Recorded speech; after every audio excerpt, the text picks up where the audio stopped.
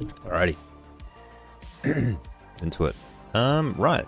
So now I've got some TPU plastic. I can actually do this part as well. We're gonna work on, I guess it's kind of the final piece.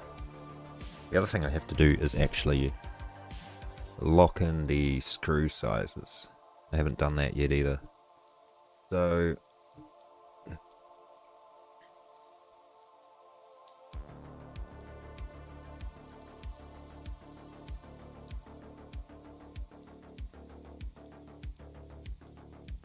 what if I should do that?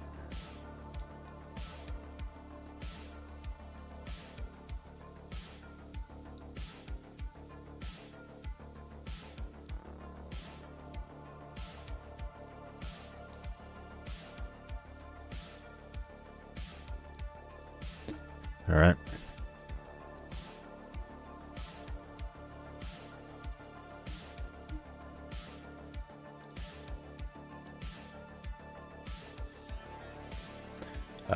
How's my mix? Oh yeah, mix is looking alright. Alright, let's go.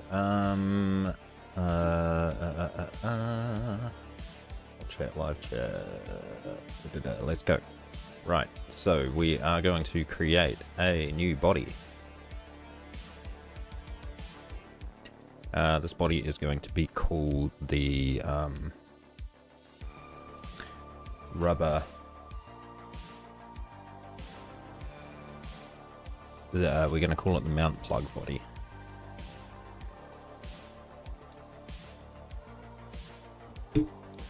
I'm actually really interested. I've never printed using TPU before, so I'm very excited to see how this goes. Okay, what don't we need to see? We don't need to see the cymbal, and we do need to see these two things. All right, so how are we going to do this one? Actually, we do need the cymbal. This needs to fit in. This needs to fit in everything. So do we build it? I reckon. I'm actually going to go really, really simple on this. I reckon we can do this using.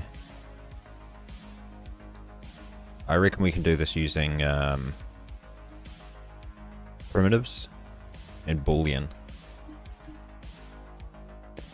Let's give it a go.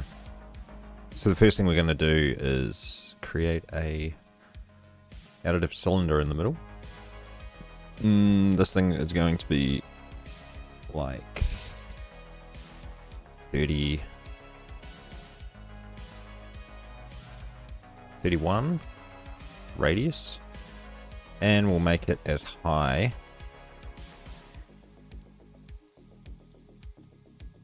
as the cymbal is, the top of the dome on the cymbal. So make it that high. Now I actually want it sitting on top of the mount body. So we're gonna have to move this thing up. Now to do that, we will have to give this thing a reference of the XY plane, pretty standard. And then we can move it up in the Z direction a couple of mil. Now, I do want this exactly flush. I don't need any clearances for this because it is flexible, squishy. So bring that back too. So we've got 15 mil. Oh, that works beautifully. I love it when numbers are nice like that. Okay.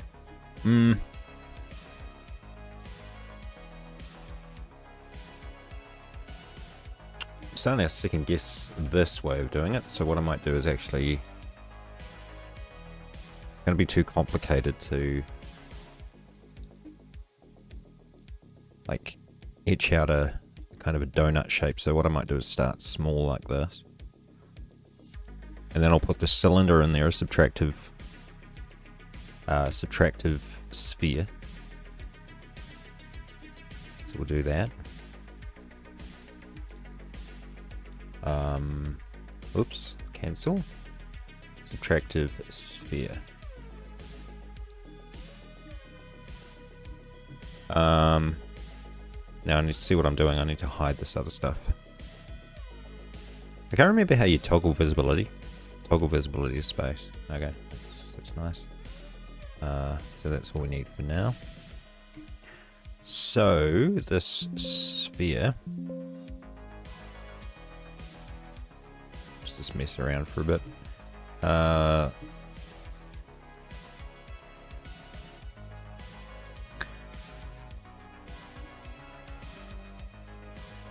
This is kind of weird. Oh, it's because, okay, we've got to move it down. So again, I need, so annoying how it does the auto select reference. Well, it's not annoying, I'm just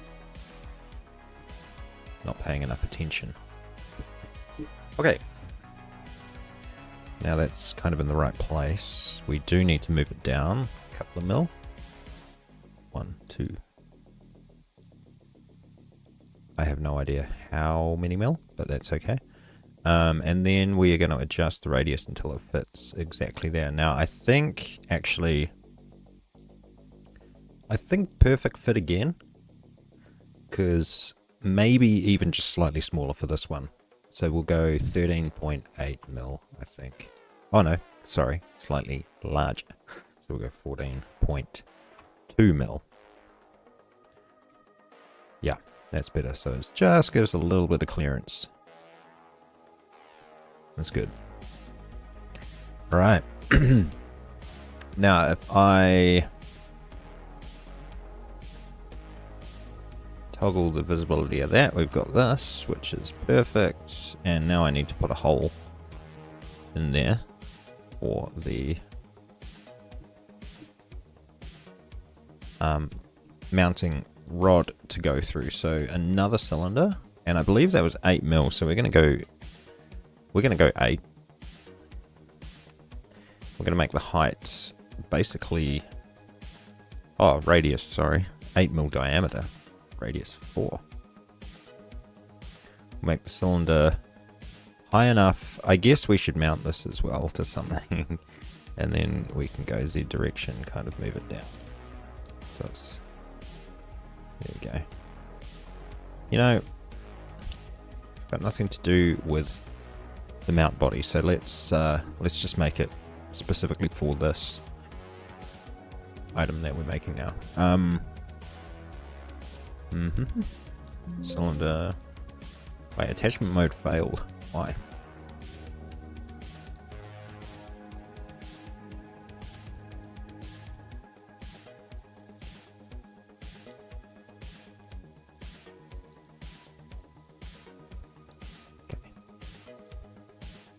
We might just put it at 0. That'll do. And then the height can just be slightly larger than the thing itself. So we'll go 18. Okay, now we should have a hole through that. Perfect. Right, now we need the flange. Yeah, the flange. So what's a good way to build this? Do we have donuts? We've got toruses. I kind of want...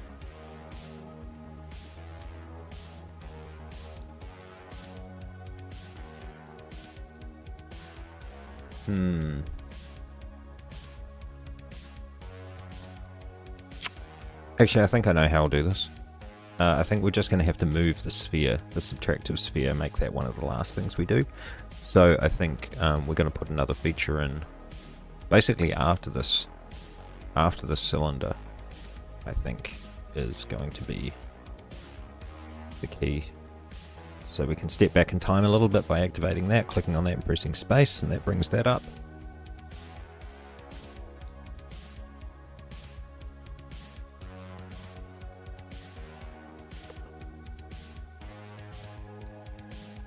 Time-based editing is really great in 3D. I love it. That's what parametric, step-by-step building of stuff is great for. Funny it took me so long to adjust from Fusion 360 to this, but now I get it. I get it. Like, down is kind of forward in time. You just got to think of it as, you know, incremental steps to get to the object that you want. So I'm going to create another cylinder.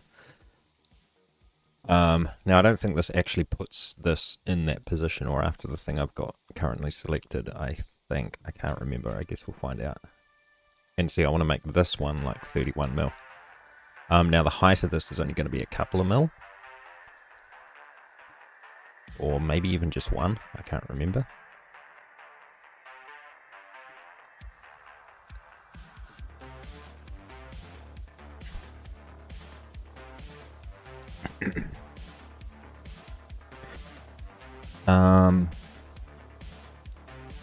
Okay, so oh gosh. One day I'll just get this right. First time, you know. Alright. I always say alright, that's my thing. It's like alright, alright, alright. It's like I'm priming myself for success or something. Anyway. Is that correct? That looks about right. Slightly larger than the mount body, which is okay, I think. Actually, you know what? I want exactly the same size. So 30.5 mil. 61 mil diameter. Cool. And then I'm thinking, actually, yeah, this thing does need to follow the whole shape of this. So we're going to have to do a sketch to build that. In fact, probably should have done a sketch anyway for this part. I think I will. I think that's the way to do it. So we'll turn all this stuff back on. We'll go to the top view. And now we should be able to sketch around this object just to the edge of the fillet, I think will be good. Now I should probably create I don't need to create an offset plane because it is actually going to be based.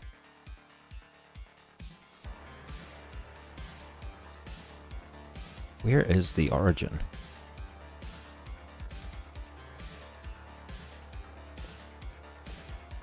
Yeah, see, that's... I should have moved this body up instead of creating the body offset from the origin. I feel like that is a much better way to do it. So I'm going to do that. So we're going to go position Z, 1, 2. And we're going to go back in here. And we're basically going to adjust everything back down to 0. 3.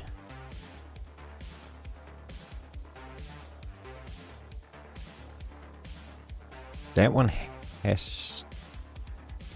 Okay, so this has to go down further then by another 2. Another 2 mil, excuse me. Jeez. Gross. And this one should go down 2 mil as well. I think. Maybe? Yeah, whatever. That's fine. Okay, that's better. Now we're actually a little bit more intuitive here because the base plane of the object itself is actually roughly where I want it to be in real life.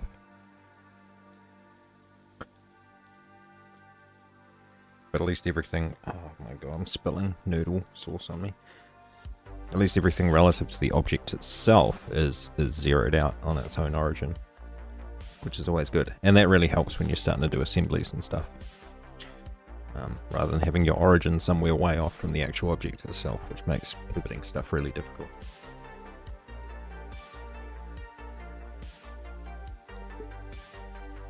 If you're building something where you want to have it move, I like having the origin somewhere near the axis of movement. If there is one main axis of movement, sometimes you're not that lucky. Okay.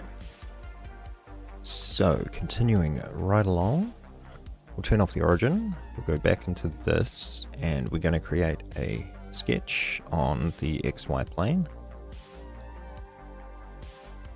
Like so.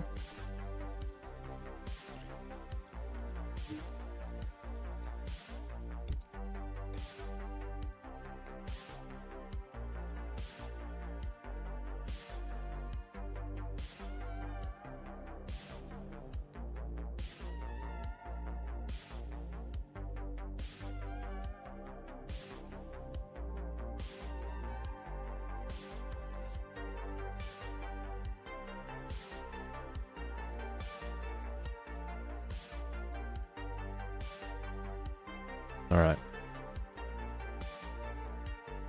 I want to be the Bob Ross of making. I like that, actually. Because I kind of do. Kind of my thing. I love to be the Bob Ross of making. I just don't have the afro, obviously. The glorious hair. Okay. Top.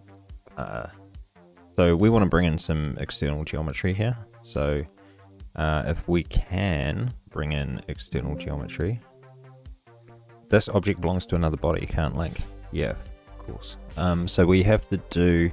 How do we do that? It's like a shape binder or something. We have to make this crazy thing. So we go like shape, sub-object shape binder, create a clone. So we should be able to do that, right?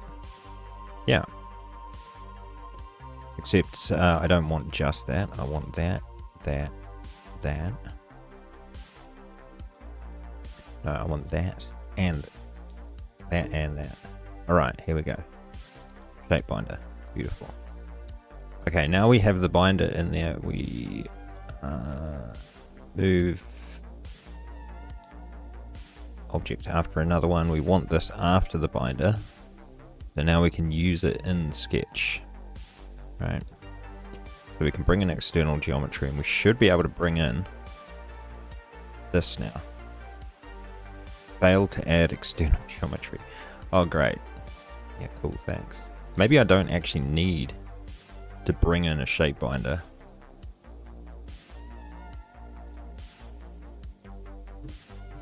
If maybe I can actually just use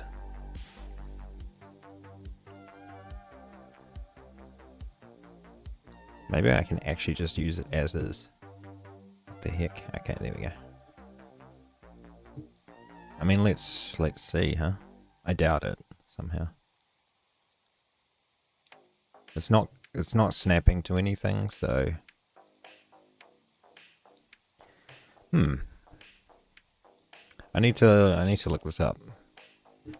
How to use geometry from other body FreeCAD. Use the sub-shape binder and then use the Sketch's external geometry tool. That's exactly what I did. So what's the problem?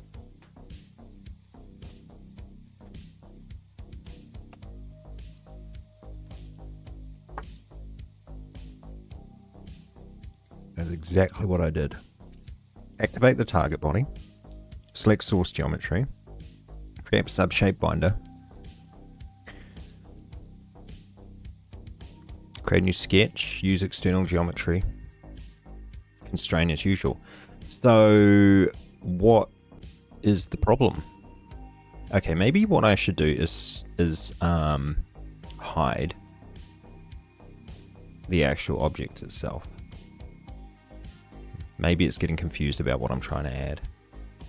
And then if I go back into the sketch, maybe then I can add, yeah, there we go. Okay, so I can't add the face, but I can add the lines, which is what I want to do. Just want to add the external lines. Yeah.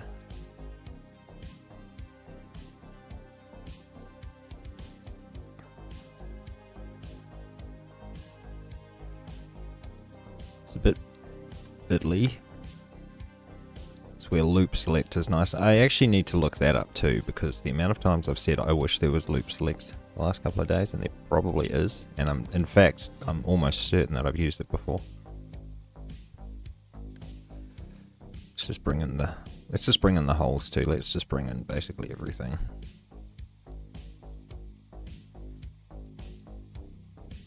We're gonna need it.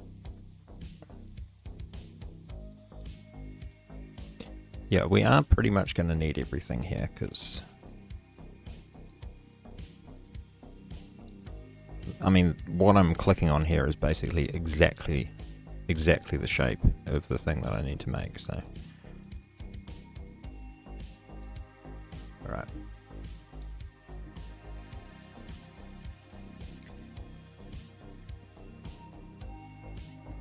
I think that's good. Now if I close that off and hide the binder, because that kind of only works as construction geometry. So like if I go to pad that, it won't do anything because there's no actual geometry to pad. Yeah, which isn't that helpful. So we want an 8mm hole in the middle.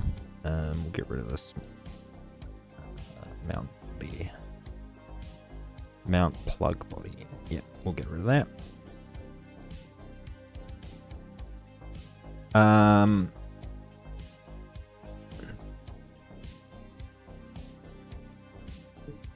Now see, is there a way to actually convert geometry to B-spline?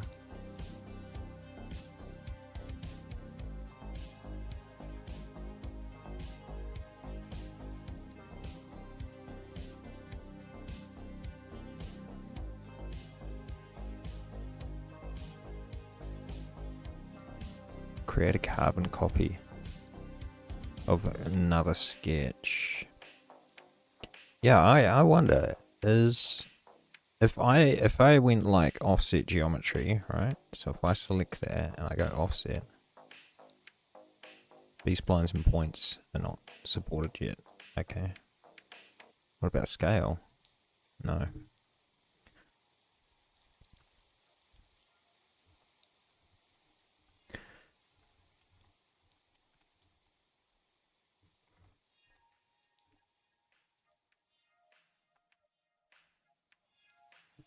You can't directly convert external geometry to real geometry, but you can trace over it.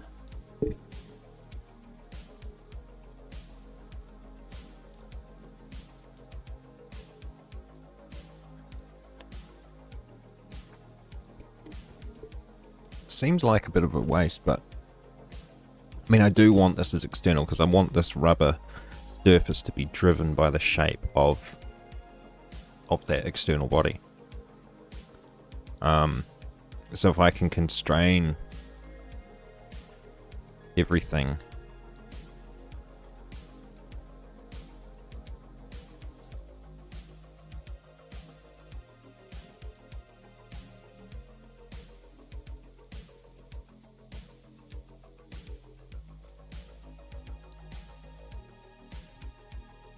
so basically draw over the top of it.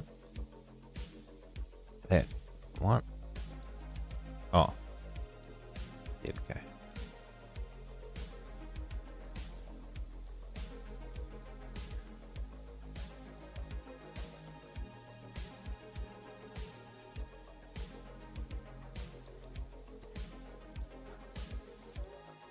It's a bit time consuming and fiddly doing it this way, but we kind of have to, so. The only thing I'm worried about with this is like when you use external geometry,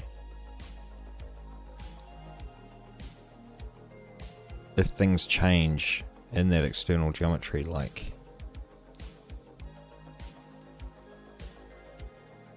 points disappear and stuff like that. See, that's not right. I don't know. We'll see if the we'll see if FreeCAD complains when I try to pad it out. Right, let's trim these edges that we don't need.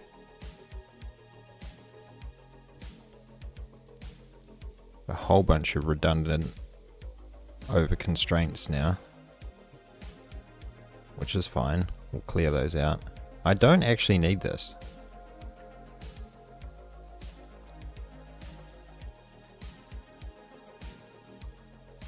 Okay. Let's just finish what we're doing. Do these arcs. Then straight line. Boom. Okay. Now, so we've got redundant constraints. Let's just delete it. We got 20 and 23. Cool. All right.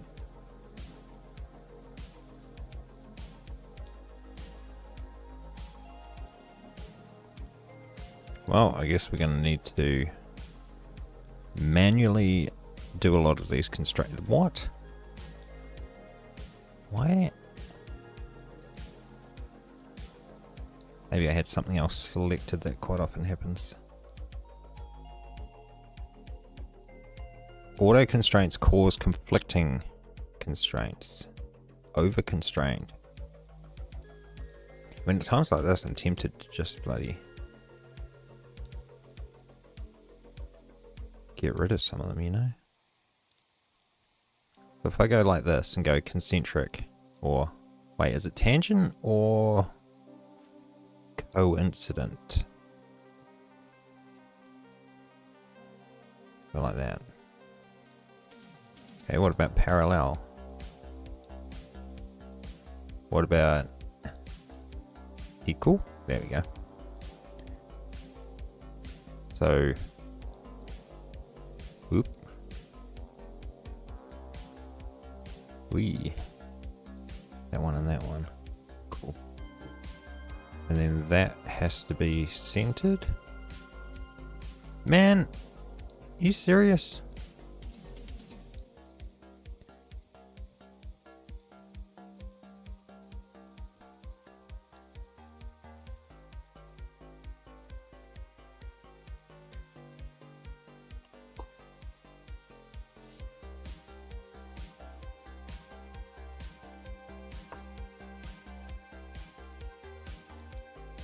Spicy ramen. So I don't understand why this doesn't let me like mark these 2 points as coincident. It goes all weird on me. So auto constraint 2 is apparently redundant now. Okay, so that's good. What about this one? Yeah, that one doesn't work either. So it's like this should work. Nope. Hate it.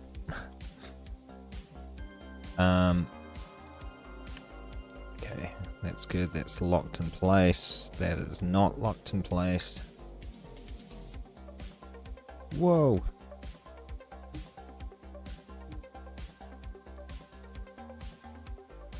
So, why don't 1, 2, 3. So if I link those three together, we got 1. Yeah, cool. All right. I guess some of these auto constraints actually screwed me up a little bit. All right. If I go like this, 4.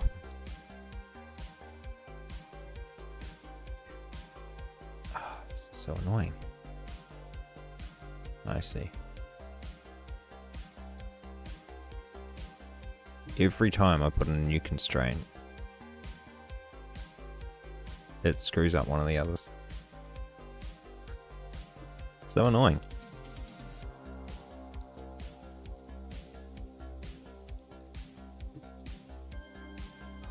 Again, insanity, just doing the same thing over, expecting a different result. But okay, if I go like this, if I select those 2 circles and go equal, there we go, that works.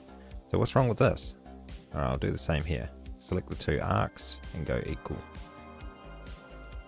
Oi, oi, oi.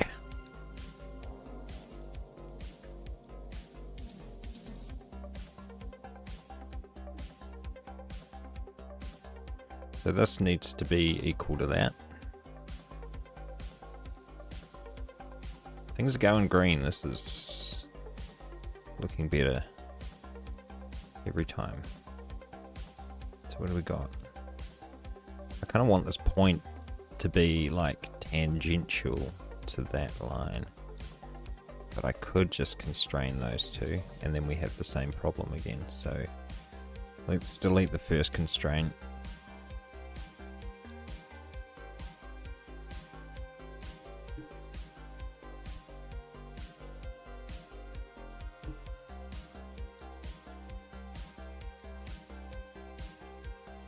I know there are better ways to do this, but I'm kind of locked in now.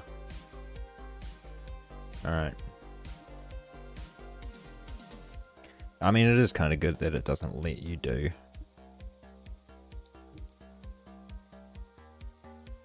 redundant constraints, I suppose.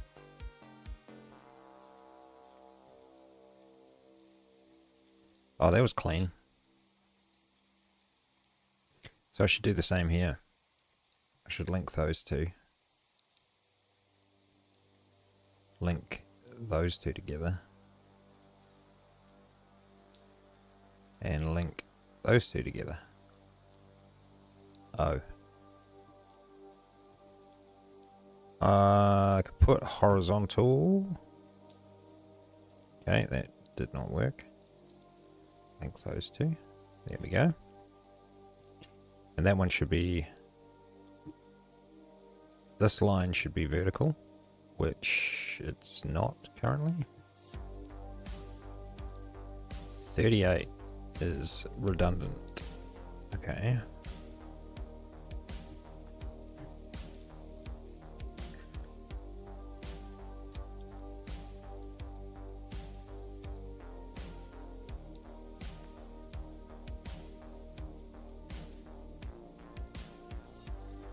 I wonder if I can make these two coincident. I can.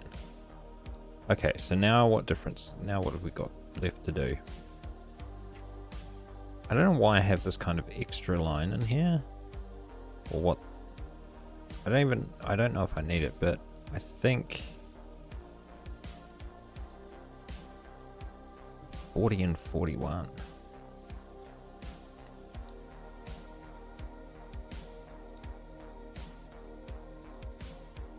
It just made things worse.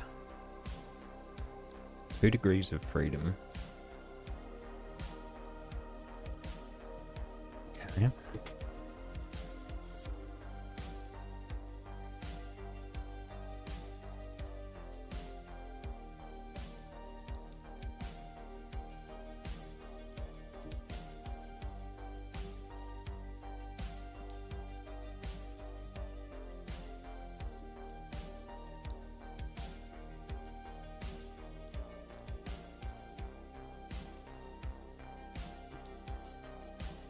I'm hoping that the difference, this gap here, is just like a rendering thing. Oops.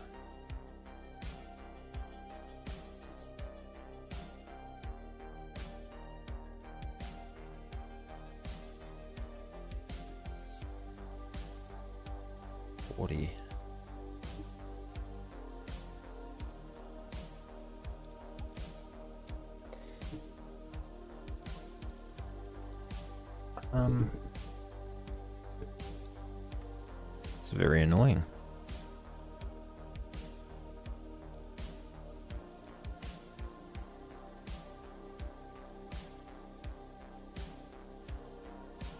I mean, I guess it kind of makes sense if I'm making these equal. I don't quite understand why this is not green yet.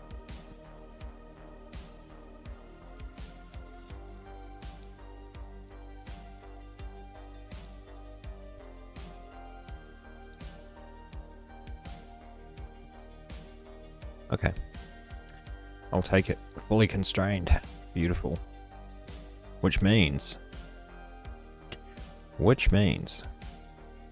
we now have our shape. Now, that's right. This is a bit smaller, so I need to... Why is it a bit smaller? Did I do that on purpose?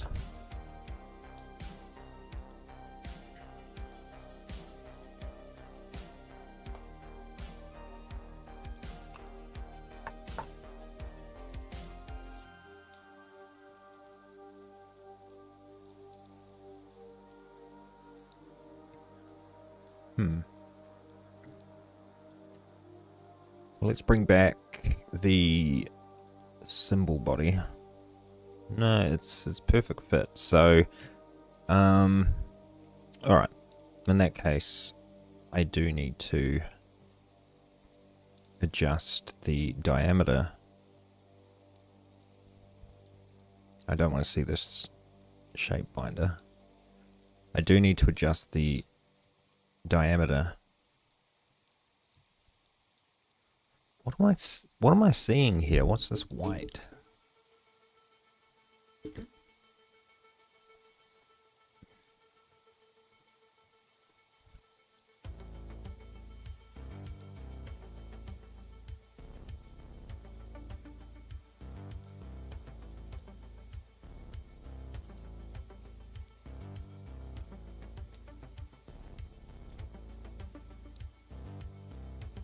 Alright, let's see if I can find...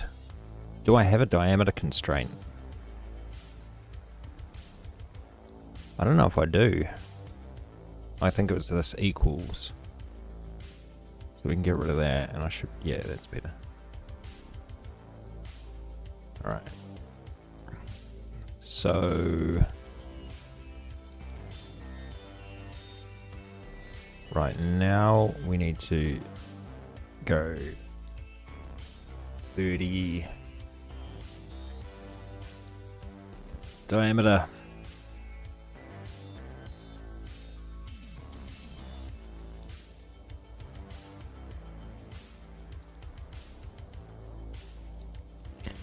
Is that right? I guess we're going to find out when I go to pad this thing. Cannot use the selected object. Selected object must belong to the active body. Right, it's not the active body. Pad. Yeah, now we've got multiple... Wire is not closed. Huh. Interesting. Is that because...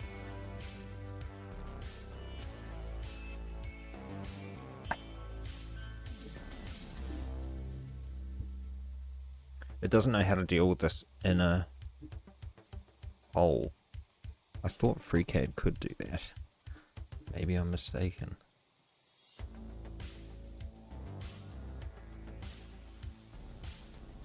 I don't know why I'm under constraint now, but whatever. I'm just gonna try this. Wire is not closed. Yeah, I didn't think it was that. So I go back in the sketch. It's probably these tangents here. I think this doesn't look right to me.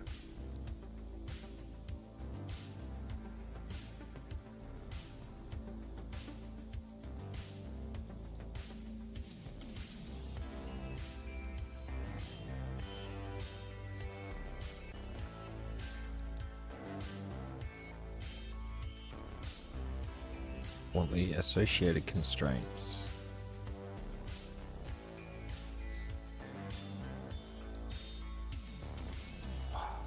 So frustrating pushing the wrong button. If I select that,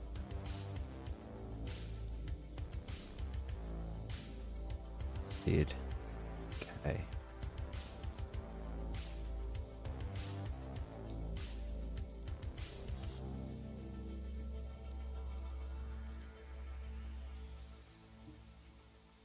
What do you mean there are none?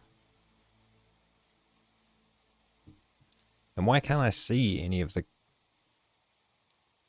constraints? Like, what's going on? This is bizarre.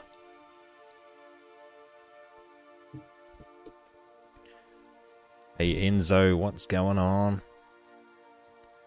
How are you? Hey, thanks for following. Appreciate that.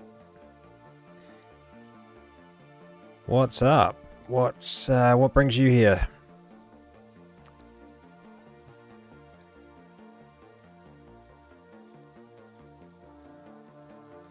Alright, let's see if I can join these two things. Let's see. I'm building a cymbal for my e-drums.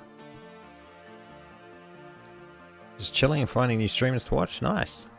Oh well, thanks for choosing here. This is man, Twitch discovery is improving. That's crazy. It'll be right down the bottom of the list, but thanks. I'll be honest, I actually stream on another channel, like when I do games and stuff. So this is kind of which has got more people and stuff. But this is just my chill. Like I just started this stream just to do some making stuff and building things, and relaxing, seeing who turns up, what happens.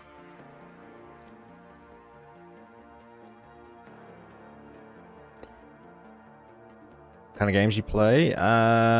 Mainly like, if I can put a genre on it, like base building survival. So like at the moment I'm going through Subnautica Below Zero, because I never played that before, and 7 Days to Die. Like I love story games too, so I don't know. All sorts really, but mainly base building survival is my jam, I guess. That's my thing.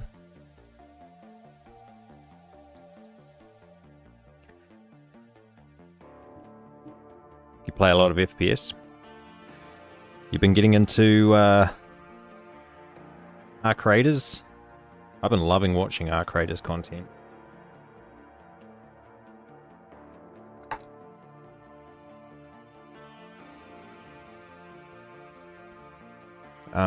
Shooter looter extractors, I reckon is just such a great game genre. I just love it. I think it's the best. I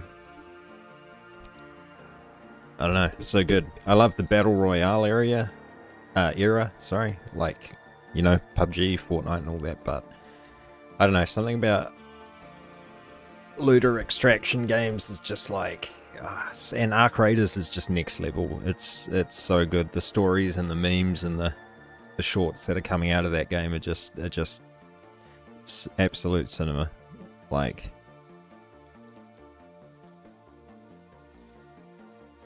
hilarious moments. Fixing your car as well, so you don't have time to play. Oof. Yeah. Doesn't suck, hey, not having all the time in the world to do whatever you want, whenever you want to do it. That's why I'm on holiday now, you know, so not working. Not working, so just before Christmas, get to do some of my own stuff, my own projects, like making a new E-drum cymbal for my electric drum kit. But the cool thing about this is I can open source it, which means that if other people want to make it, they can. What the heck am I doing anyway? What am I up to? Whereabouts in the world are you from? I'm in little old New Zealand, down the bottom of the world.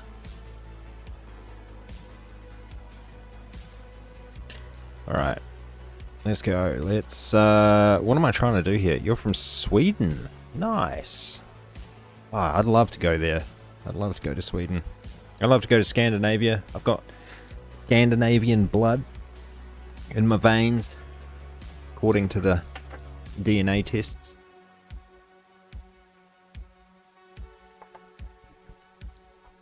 But you know, most people do, I guess. But it's actually not that far removed. Like it's, but yeah, Sweden's awesome. I had a couple of on my other stream. I had a couple of had a few people from Sweden and a couple from Norway as well.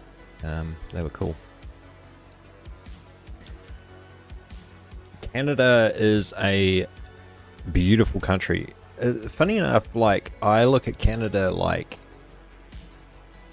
kind of like New Zealand, but multiplied by 200 in terms of scale. Like it's so big. It's such a massive country, but it's absolutely beautiful. Yeah, I'd love to go there. But Sweden's beautiful. I mean, you should come to New Zealand. New Zealand's beautiful. I love this country. I want to go to Germany. I want to go to Austria. I want to go to Switzerland. I want to go to all those places. I want to go to Poland and check out Chopin Institute. Just kind of nerdy, but whatever. Tell me about this car. Ah. Oh, I see what's wrong. I'm missing the... Wait, is this the sketch? It is the sketch, so I'm missing... Oh, it's because I've got this extra circle here, so I need to get rid of that. That's fine. I know what's happening. New Zealand is your next trip in the summer. Nice. Awesome. In summer, you mean our summer or your summer? Because it's our summer at the moment, so do you mean like next year? Like in a year from now, or... But yeah, I hope you enjoy it here, because it's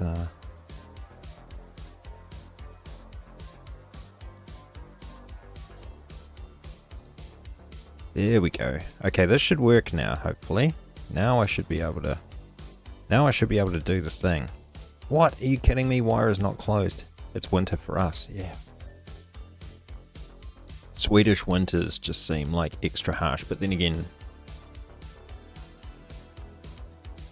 yeah, I don't know. Canada, pretty harsh in the winter as well.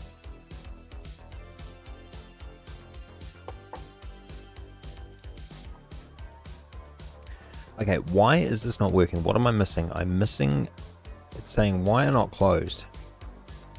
How do you easily find out where the wire is not closed?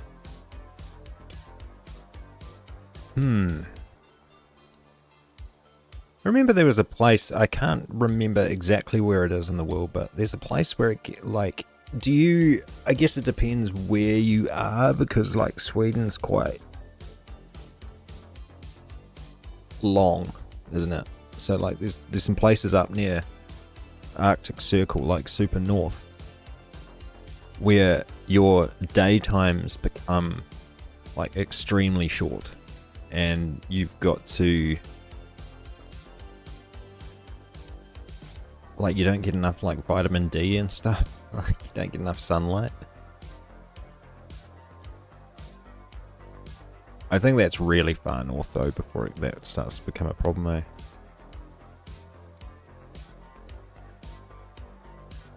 I would love to know why this is saying wire not closed. I think what I'm going to do, I'm going to delete this.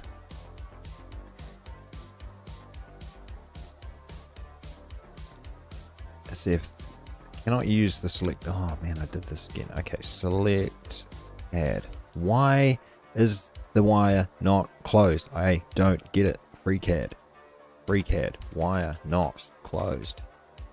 So, looking for streamers. Are you, I like your name, Enzo, as well. My mate's dog is called Enzo, which is, cute name. Account created December 14th. Geez, so this is a new Twitch account. Holy moly. Man.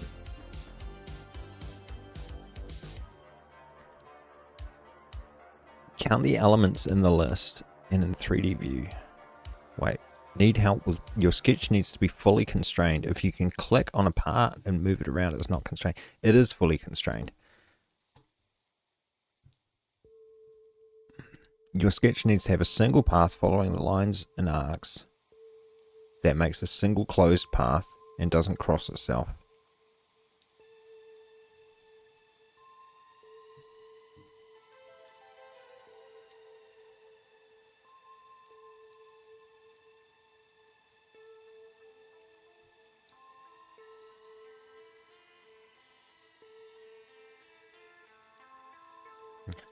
I'm a lazy piece of shit. I like that. That's hilarious. Oh, Discord bot popping up. Yeah, you can safely ignore that. It's fine. Oh,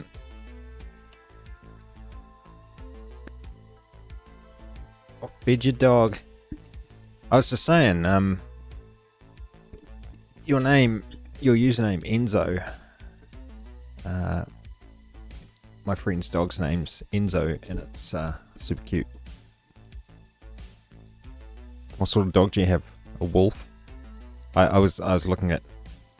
I had this like. I thing pop up on my Instagram yesterday. Where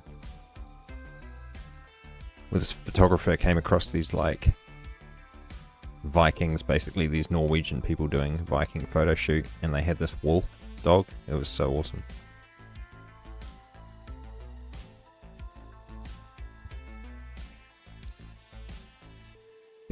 Yeah, this one. Yeah.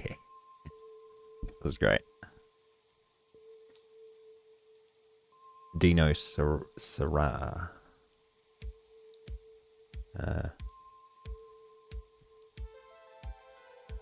1 second. Yeah. Is that okay? Hey, man!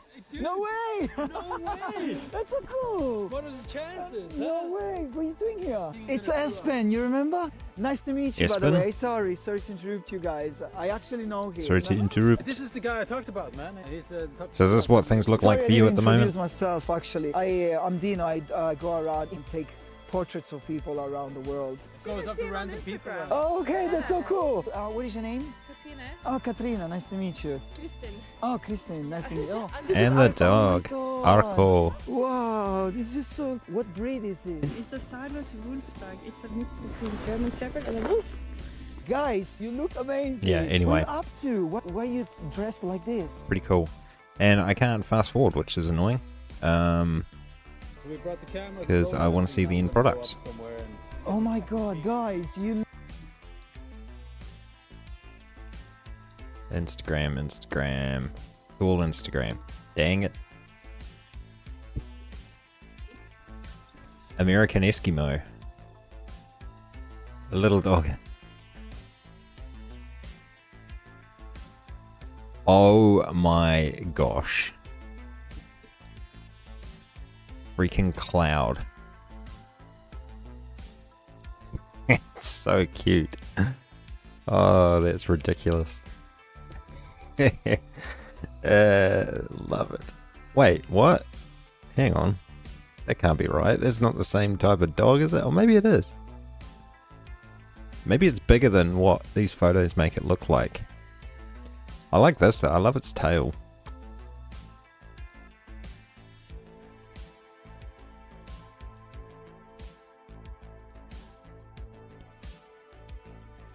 Very cute. That's ridiculous. I love it. I love it. Whoops. What am I doing here? Alright. I need to figure out what the heck's going on with this sketch. This is just bothering the heck out of me. Why is it saying why not closed? And what just happened there? Why everything? I'm questioning everything right now. A lot of feathers. With feathers, you mean fur? Hair? That's fair enough. Yes, it looks like it would. It looks like it would shed a lot of fur for sure. I've got a cat, which honestly is probably similar. A lot smaller, but it's actually my cat is hang on. I don't know if I can find something quick enough, but cats. Cat. I've got plenty. You have a cat allergy. Oh, that sucks. Do you like cat? I mean, apart from the allergy thing, do you like cats? But that sucks, yeah. Okay, I wonder if you can get hypoallergenic cats. Well, you can get Siamese cats, right? The ones without fur.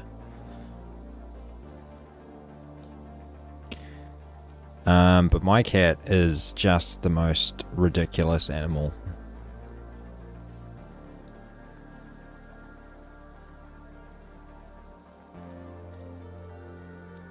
You love them?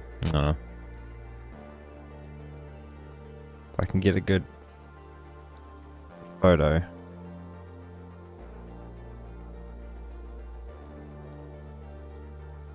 Because I love showing off my ridiculous cat.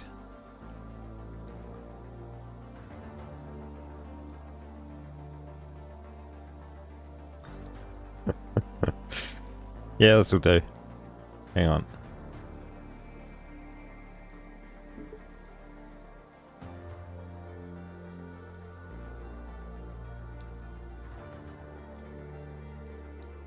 She's a Norwegian forest cat. They.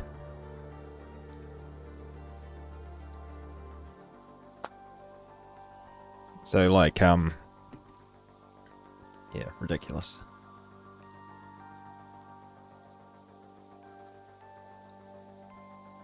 Like part one of these, she's half one of these, but not fully. So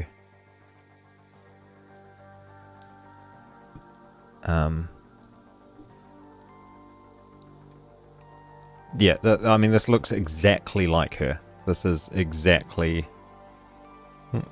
this is my cat, basically. Like, she looks exactly like that. It's crazy. That's one of the best. That's one of the closest photos I've seen to my cat. That's funny. She has she does the face where she puts her ears back as well. It's really. Anyway, she's big. She's a big kitty cat. Whoa, look at this glorious thing. Holy moly.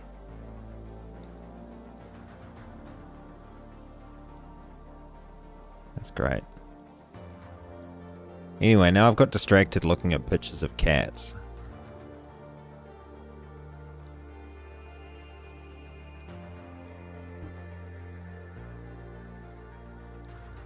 You almost said car. Fluffy car. Then we'd be looking at stuff like this. Oh my gosh. Why are there so many pictures? Why are there so many pictures of fluffy cars? Oh, that is just the worst. That is awful. What the heck? That is the worst thing I've seen in my life. That is just terrible. Why would you do that? Oh, no way. Oh, this is like the Dumb and Dumber van. Oh my gosh. Imagine the orange interior on a hot summer day. I would prefer not to imagine that. That would be awful. Ugh.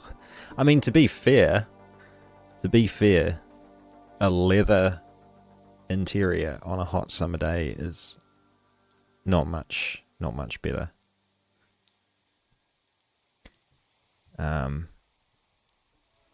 That can be very unpleasant as well. How hot does it get in Sweden? I never pictured it as a terribly hot place, but you know, my ignorance. I would just love to know where these unconstrained areas are. 2 degrees of freedom. Not much. Right. Is this it up here? I don't get it. I've really dropped the ball on this sketch. I mean, it shouldn't be this hard. It really shouldn't be this hard. I think I've done something. Oh, there we go. That'll be it. That'll be it. Okay, so what I should be able to do is lock those 2 points. Now we're over constrained. Oh, okay, why don't we make the...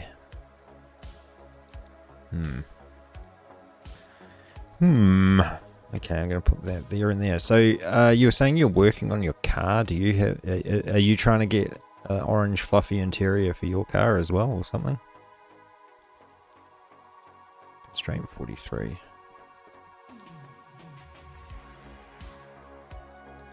No? Oh.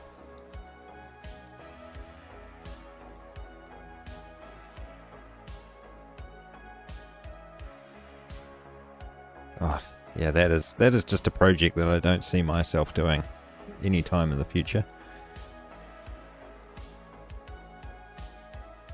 God, I feel like I am failing on this really badly. Okay, so I can delete that, and what I can do is just make these two. Oh, I might have done it. I might have done it. I might have done it. This could be it. Yes! Oh, that took way too long. Oh my god. That took far too long. Okay, right now, so I should be able to cancel out of there. I should be able to go back in the sketch, and I should be able to re-add this circle in the middle. And it is 38 millimeters.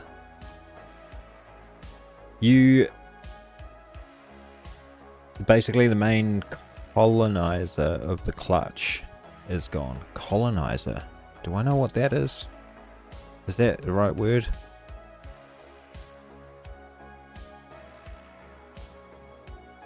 Might not be. But it's not a standard for okay. So it might be something else.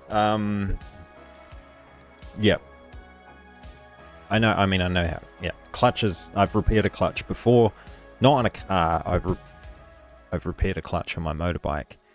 And the motorbike one was really weird because it's these high speed clutches, and they have like a massive sandwich of pressure plates. It's like it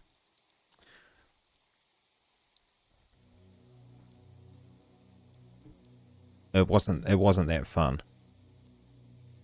Yeah, like all of these plates and everything. Oh, yeah, I don't know. It was.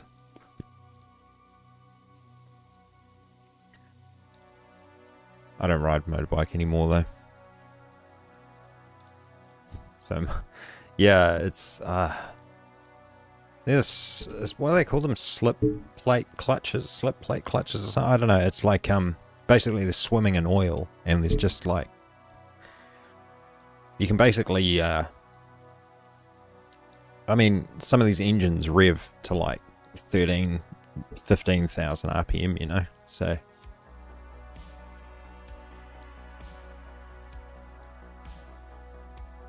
$38. Okay, let's see if this works now. Yay. Okay, 2 millimeters. Alright, now let's put everything back together. So yeah, the only issue is this does not follow the curve of that down, but I'm actually not that worried about that because this is stretchy. I would like it to, though. You'll 3D print it. Yes, I will. So yeah, various parts to this thing. So first one is the actual cymbal itself. So I was basing it off like it's pretty random that I'm streaming this. I don't even know why I'm streaming it, to be honest. I've got the setup here, and I was like, hey, who knows? Might meet somebody, you know. And so I met you now, which is cool. I know this isn't particularly entertaining stream content, but yeah, so just an E-drum cymbal, really. I've only got one, and I want another one. Yeah, so just building something like this. So, yep, there's that part, and then the part that I'm building now is so this goes on the stem, the bar, I don't know, whatever, the mounting bar.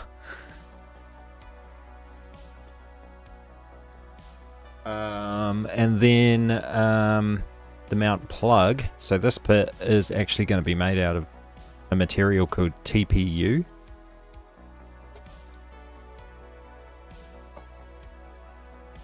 Which I've actually just got a new box of, which I should open.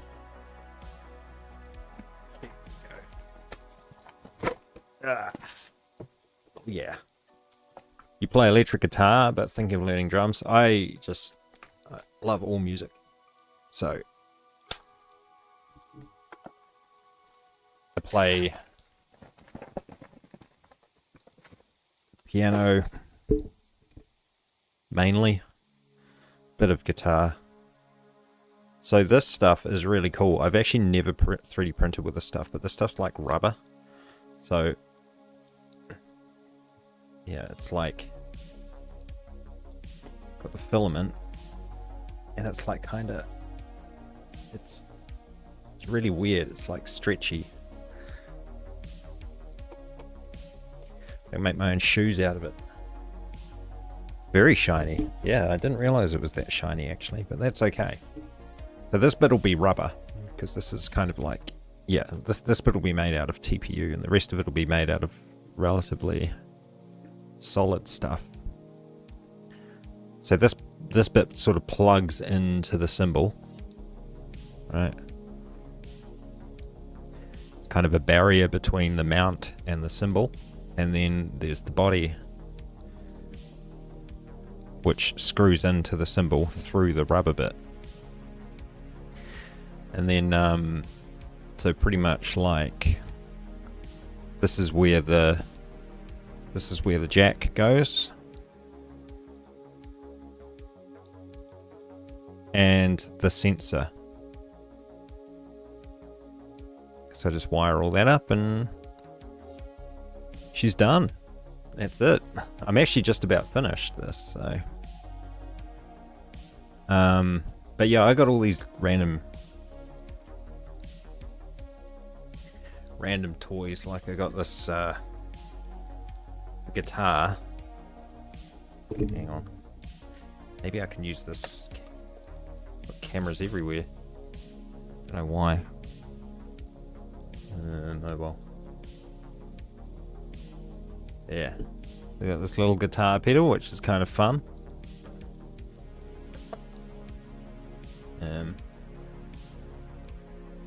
MIDI controller, which is another project I'm working on at the moment. Got this tiny little baby synthesizer, which is really cute.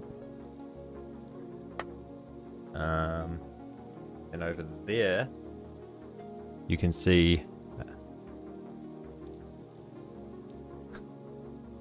stuff, synthesizers, keyboard, and so on.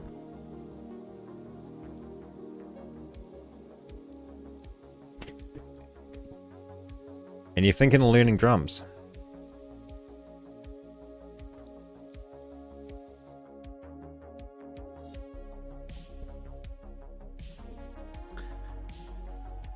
Drums are fun. I'm so impatient. Like sticking with learning the drum rudiments, like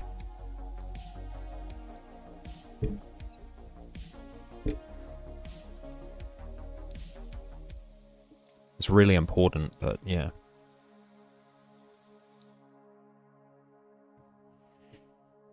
All right. Where am I up to?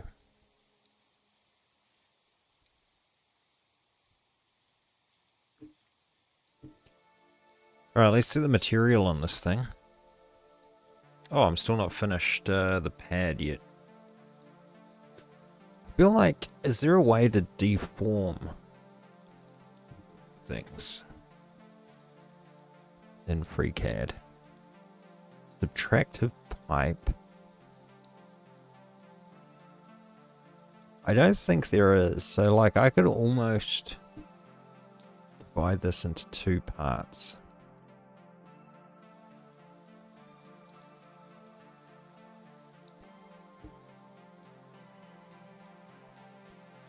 And I think this is actually only supposed to be 1.5 mil as well.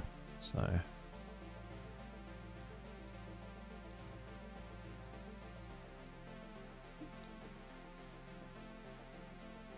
I would love to have this follow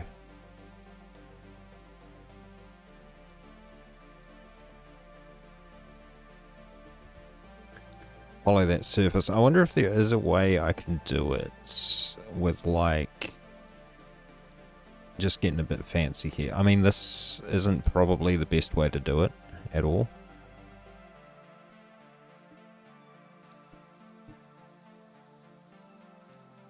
Let's go save.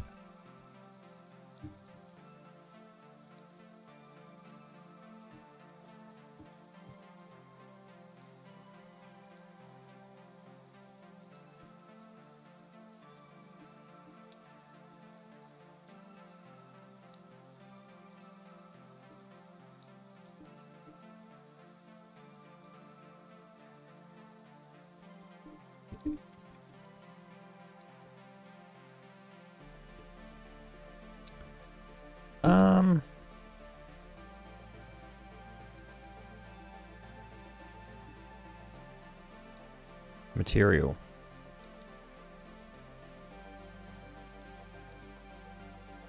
We got plastic. Is there like rubber?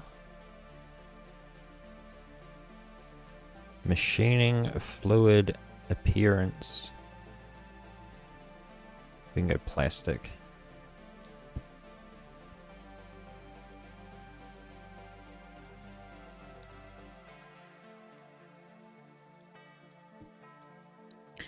So the appearance is plastic.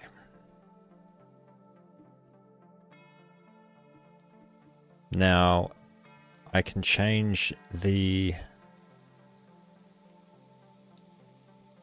appearance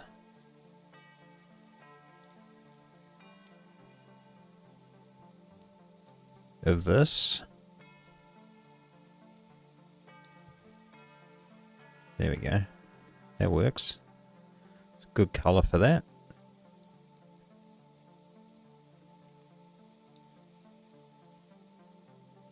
I feel like this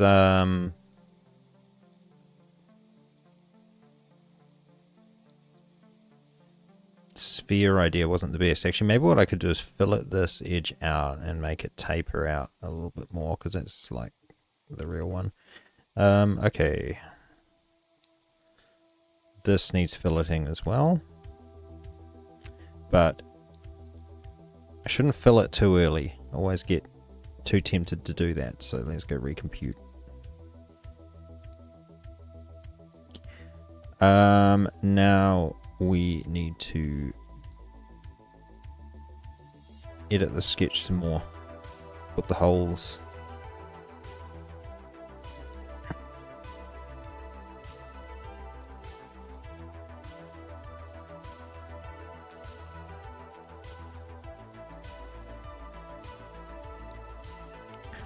The holes in for those.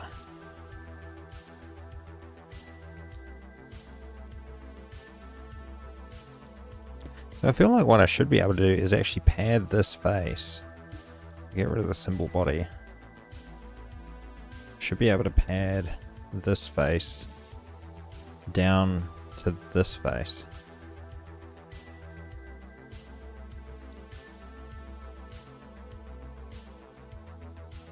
To face there.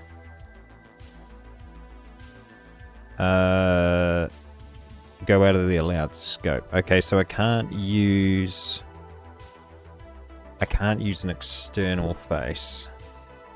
But what I could do is enable this binder. Take away the mount and sensor body. And I could use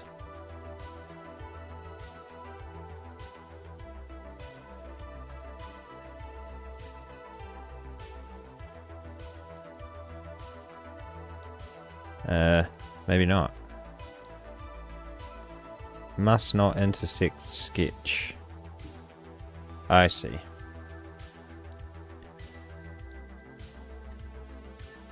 Yes, that does kind of make sense, I suppose. So what I could do is move this.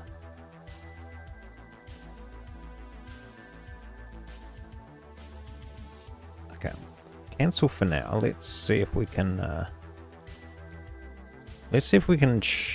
move this shape binder a little bit. Placement like Z. So if I go down like -, 0.1 mil. Right. And then extrude or pad this surface. Go pad.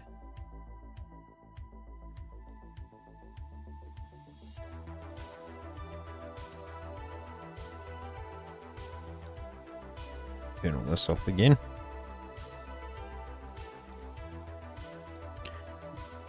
Add.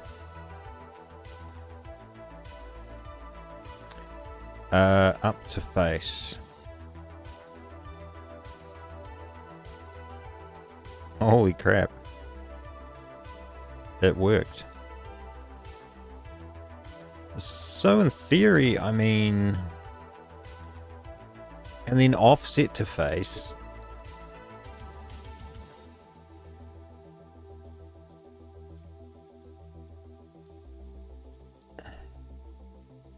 No way.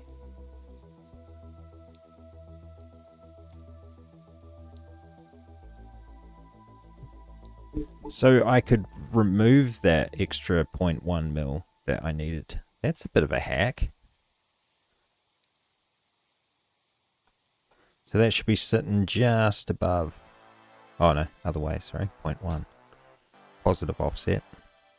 Oh, it's too clever for that. Dang it. What's it going to say? Cannot intersect sketch? No, it just doesn't work.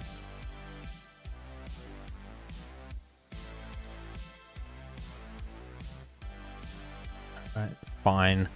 Fine, we'll go to 0.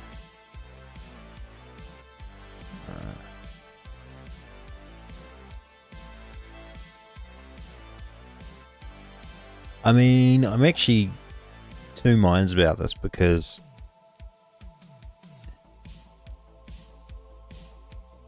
.3D printing it is going to be a pain.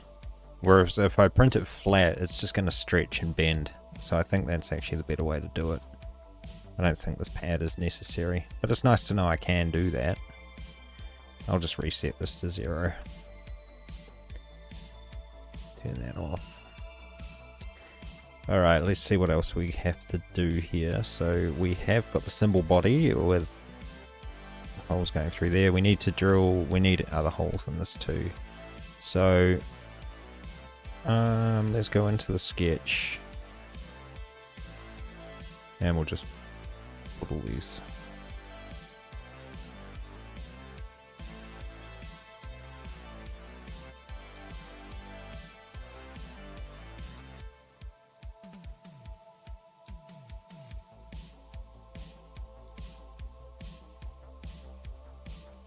Right, go close. There we go.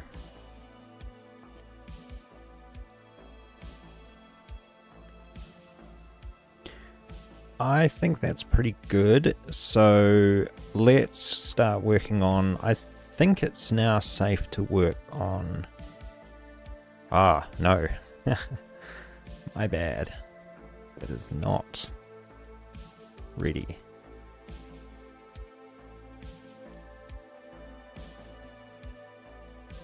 Now it's ready. Okay. Alright, so now we can work on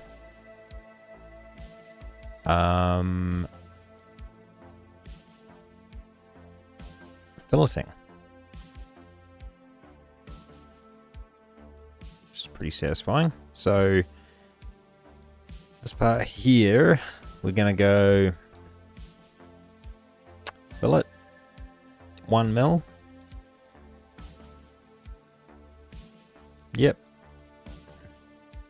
Let's actually select more edges. Let's do all the 1 mil edges. I mean, honestly, I think that's about it. I will do that one as well. Like that. Okay. And then this one is going to be a much larger fillet. I say much larger. We'll make it like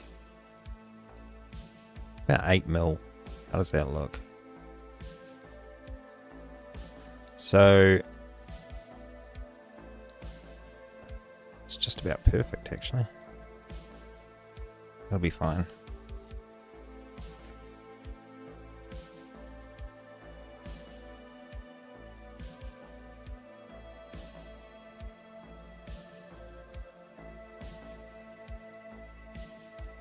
I mean, I think that's it. I think I'm actually done. I think... Oh, no, screws. I have not done the screws yet in the actual cymbal part itself. So...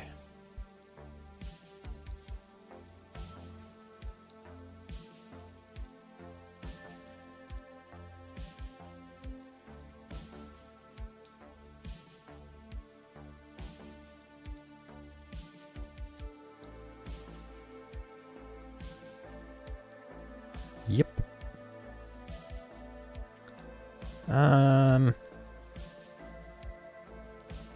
Alright, well I need to go find some screws in the garage that I'm going to use.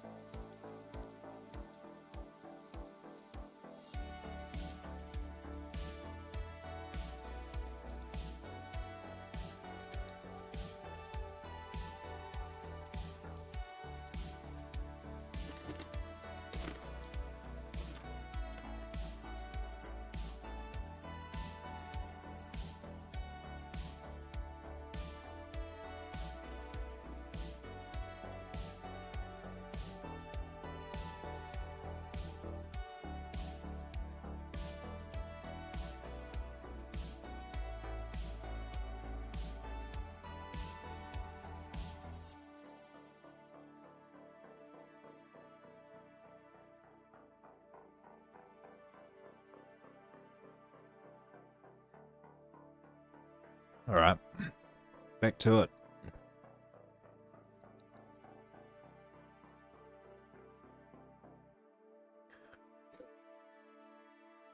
Okay. So, now I need to figure out how many screws I have here. Which ones I'm going to use for what. I don't know if there's an easy way to...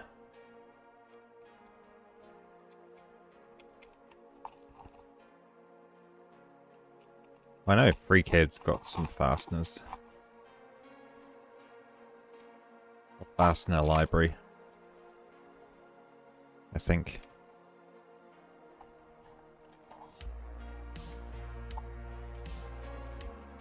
One, two, three, four, 5, 6. So I could use those little ones. So, got these little ones here. Little plastic screws.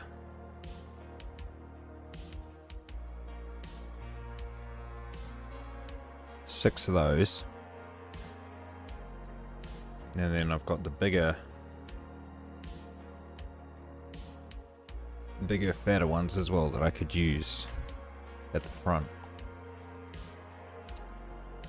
Although I could just stick with the same ones across the board, which I think might actually be fine. So 1, 2, 3, 4, 5, 6, 7.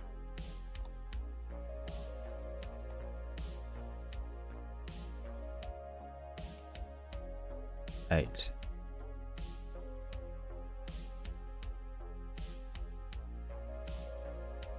9, because I need the one. I need the mounting screw for the post as well.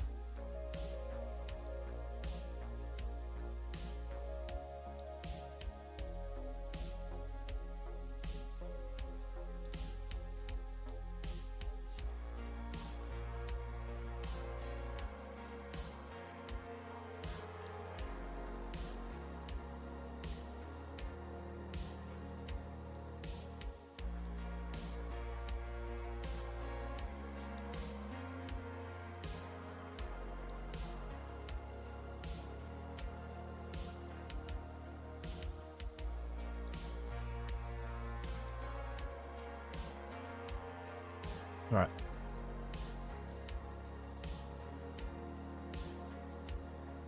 Let's give it a good old fashioned safety save. Alright, now we're going to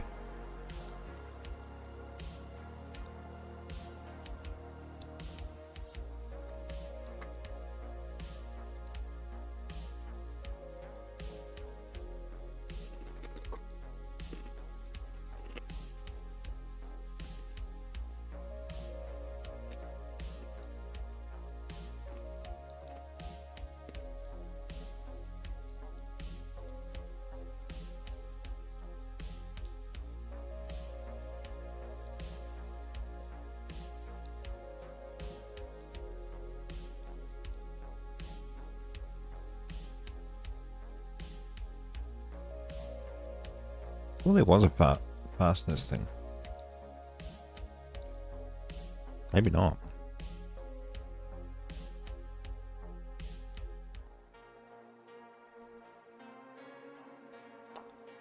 Oh, fastness workbench add-on. I see.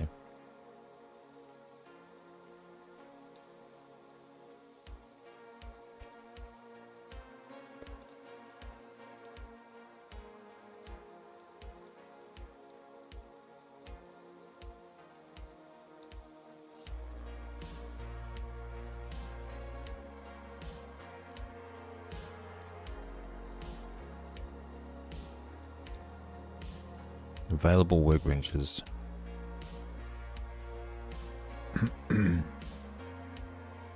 So I need to bring in another one.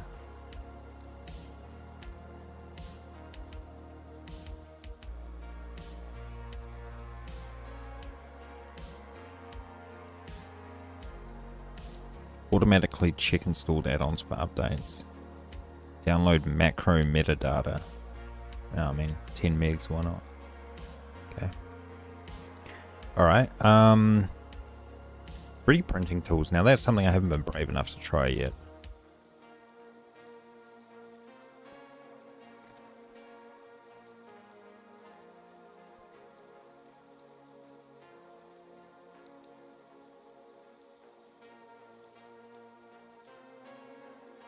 Fastness.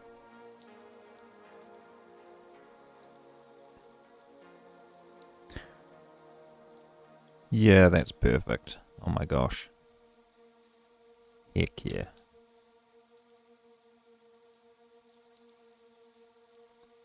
See if we can learn how to use this.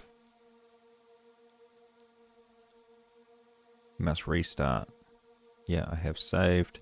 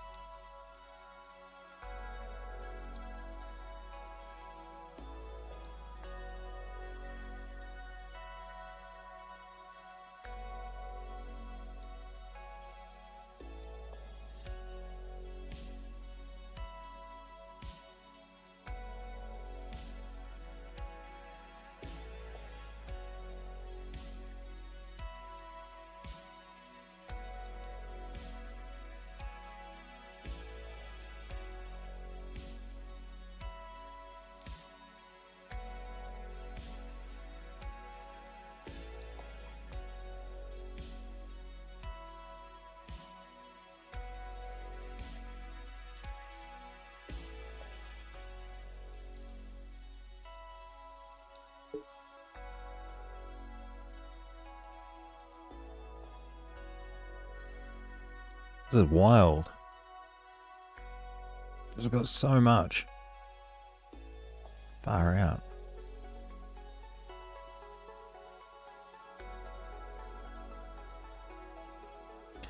It's freaking awesome.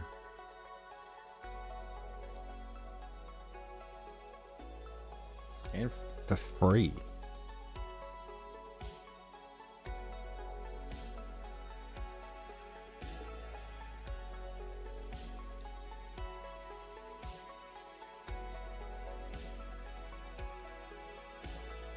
I'm being very disgusting eating. Gross. Great, now I've got nectarine juice all over my fingers. Might go make a coffee. I might do that.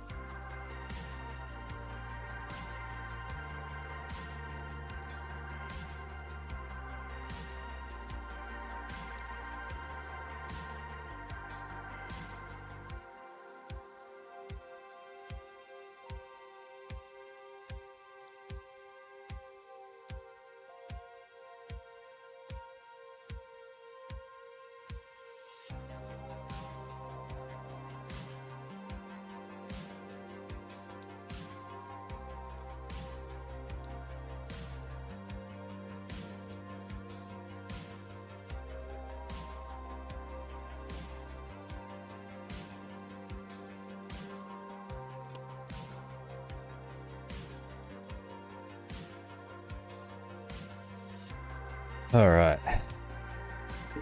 One thing I'm very interested about is whether this thing's just going to fall apart and get broken straight away.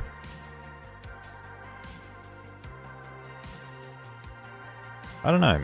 I kind of doubt it. Anyway. Oh, man. I need my calipers.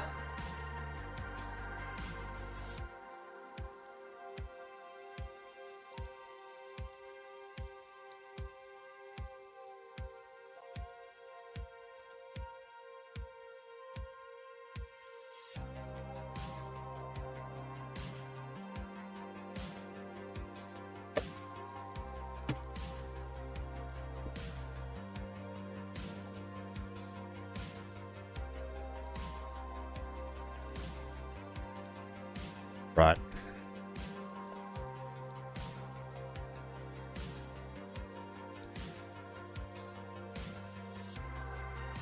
Go 0 those off. Measure that. 6 mil head.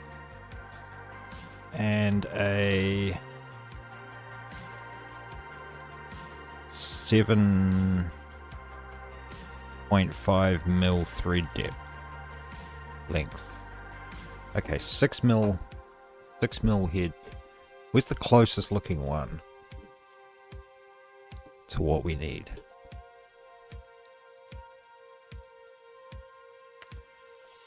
Mushroom head square neck bolts. No. Definitely. Hexagon. Nope. No, it's Phillips that I want. Oh, here we go. H cross. Cross recess panhead wood screw. Maybe it's, I mean, maybe the wood screws. Panhead self-tapping screw with flat point. Yeah, maybe that's it.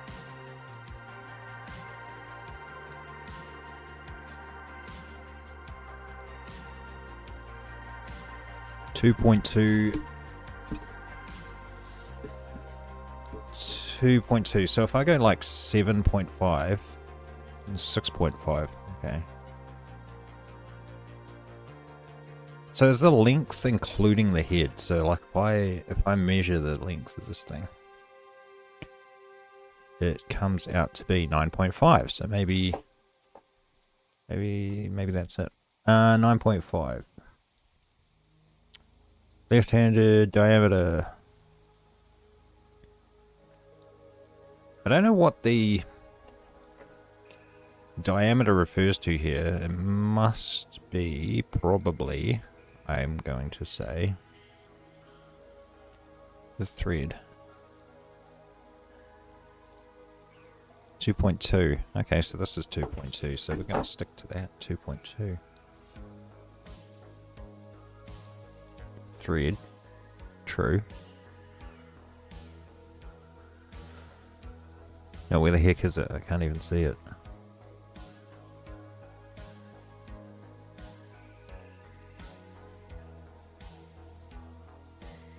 It's too long.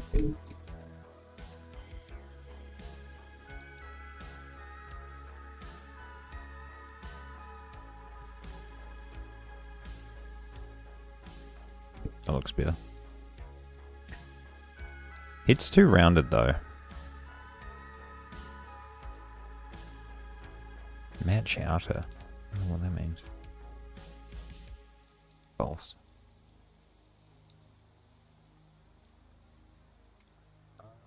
Oh, I've even shown the right screen. Dang it.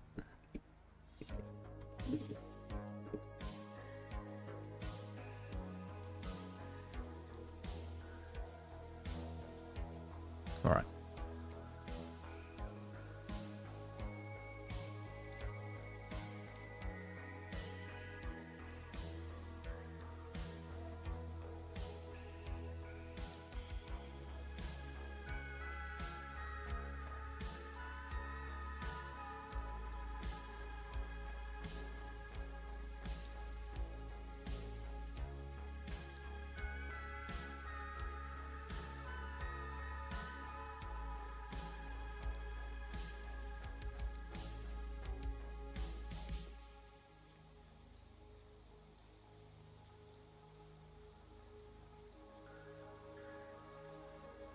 So it's basically I want it like that. So I'm going to need to adjust these a little bit more.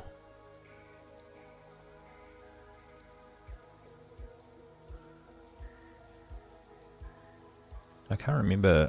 I think, yeah, I did it. Did I do it with holes?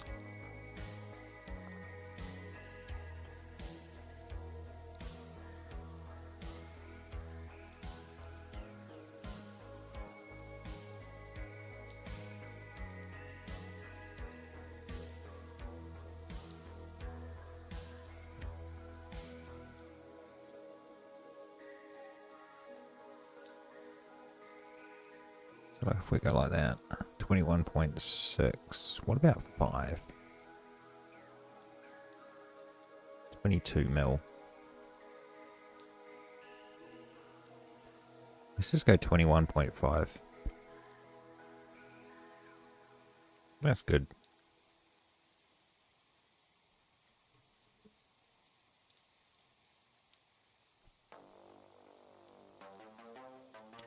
That works. And then back into the model. Moving further down, we had the front cylinders, which I believe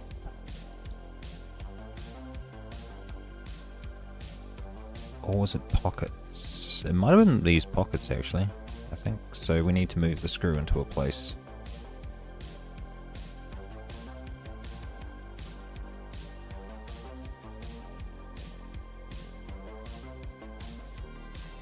I mean, that it's pretty close. It's not digging in enough though. I think this can go up a little bit more.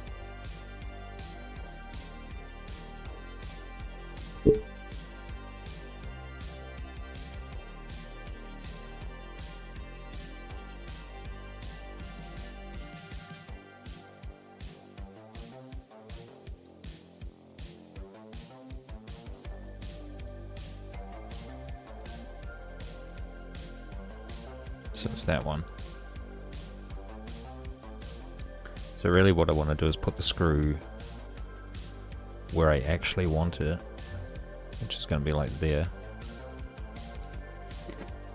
And then we can adjust this pocket.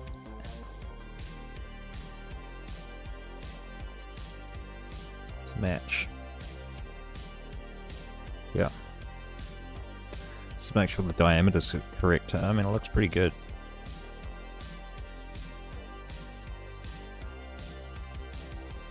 Yeah, I'm happy with that. Enough to get a screwdriver in there, 6 mil.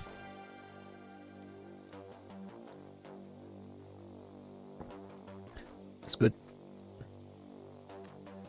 Happy days. Okay, that's it. I mean, that's all that done. That's basically the base locked and loaded. And then the cymbal, the only thing we need to do for the cymbal is I'm not sure if I did already put holes in this. Yeah, that they screw into, so that's good. So 2.2, what did I make these hole diameters? 2 mil. So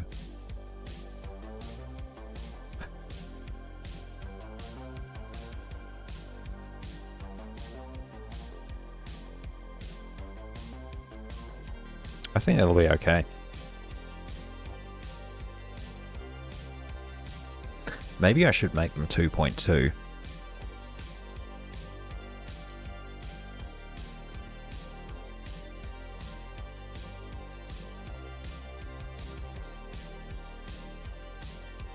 Translation increment 0.1 mil.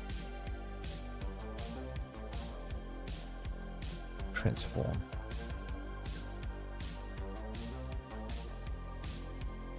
I mean, this isn't exactly like the screws I'm looking at in real life, so I've got to go off real life rather than this. which is interesting because these are actually longer as well. So I might have screwed myself over with that too. It'll be fine.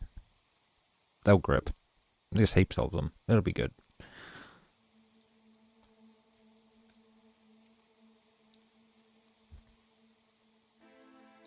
Famous last words of an engineer. Or anyone who uses the thing that the engineer built, I should say. Alright, I mean, this is pretty good. I'm happy with this. This is working. This is great. I'm pretty keen to get this prepared for printing. Give it a go. Give it a whirl. I'm really interested to see how TPU goes. I really want to use that, having never used it before.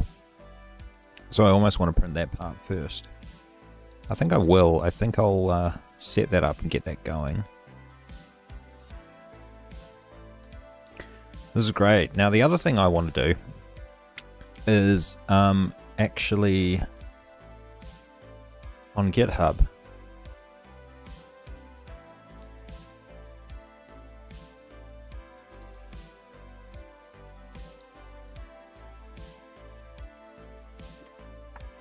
repos. So we're going to go a new repo and we're going to call it eDrums cymbal.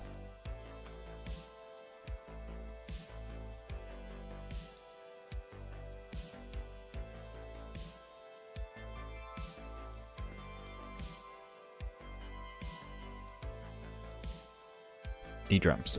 We'll just call it eDrums. And I'll store everything in there.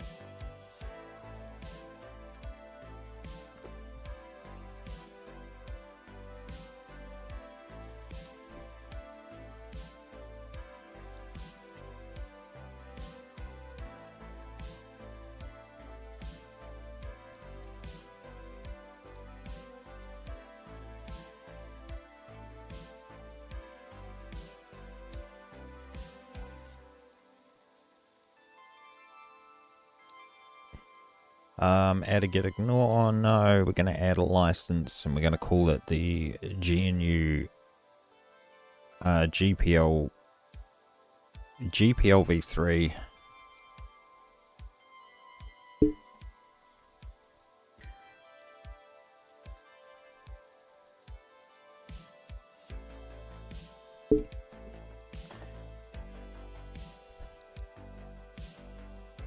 Sweet.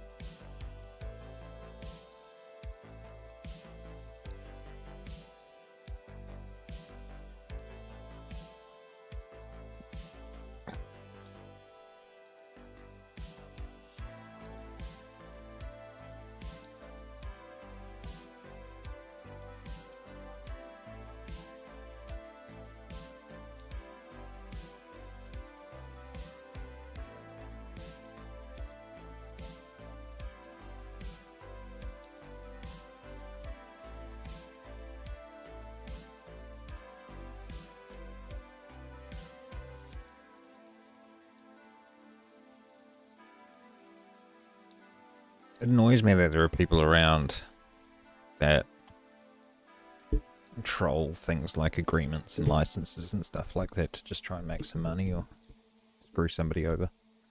It's just like, it's the worst of humanity. Well, not the worst. That's terrible. Okay, let's go create.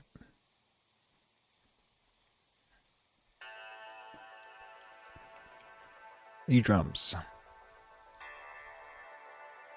I should call it drum punk or something like that.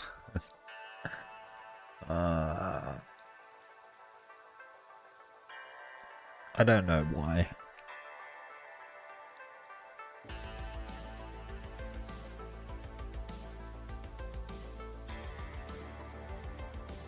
Because it's the thing I'm going for.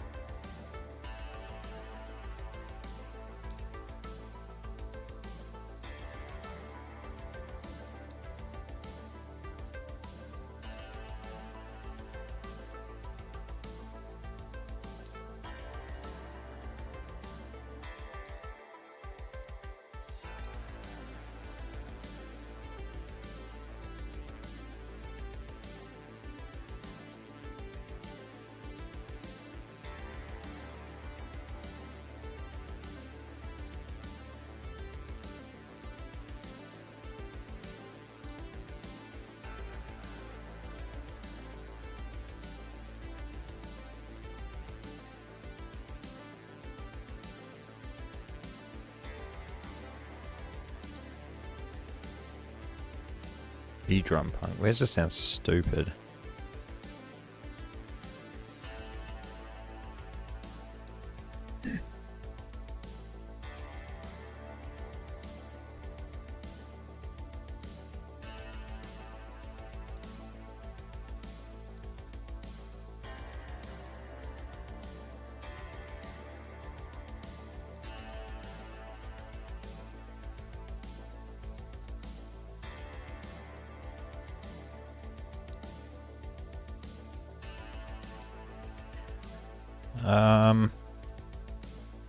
Cool. Alright, well let's start a repo for this then. We're gonna just do it locally, I think, for now. I don't need to use my dev box for this, so we'll just go PowerShell. And we'll go, ooh, okay. D drive, dev. And we're gonna go repos the mess, and we're gonna go make the. No, we're not. I don't know if I'm signed in, but we'll see what happens. We'll just go git clone. I mean, SSH might work. We'll see. Yes. Okay. I'm not signed in apparently. So let's try HTTP. Beautiful. Drum punk. Sweet. So that means nope, not workspaces, repos, the mess. It should be in here, so we should be able to now projects, 3D printing, whatever the heck that is, cymbal, telepunk, MIDI punk, MIDI muse.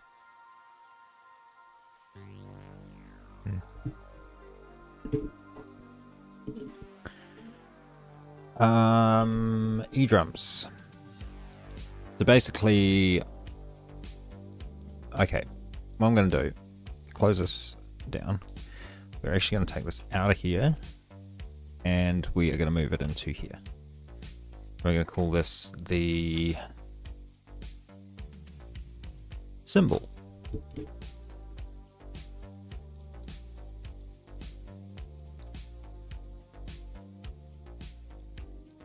Might as well go with lowercase. I should probably go with lowercase here as well, to be honest. I don't know about having capital letters and... whatever. Doesn't actually matter. There's no reason to have fully lowercase.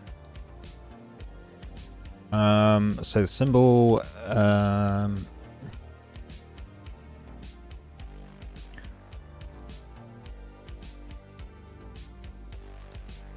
Sweet.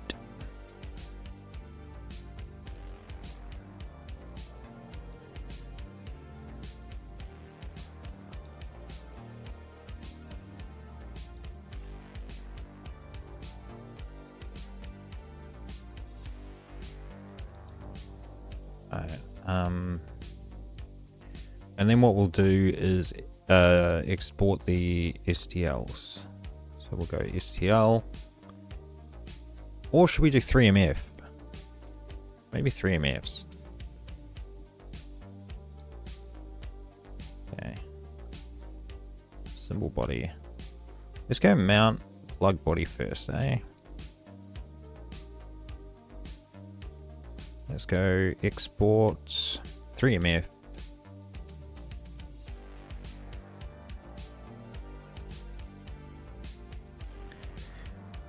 And we'll call it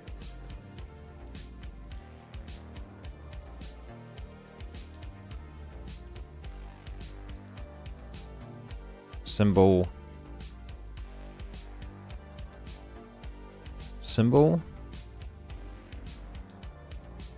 Mount, plug, TPU.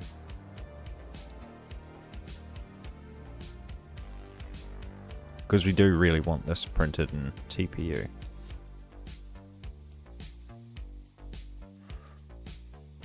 Now, Rusa slicer.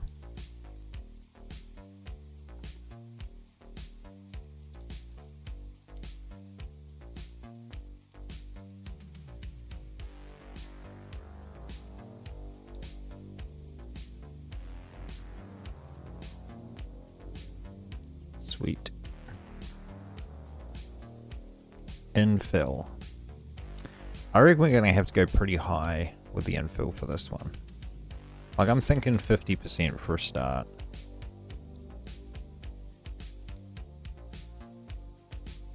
And I'm not so sure about supports.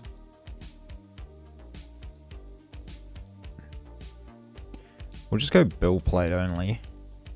I mean, that's all it's going to be anyway.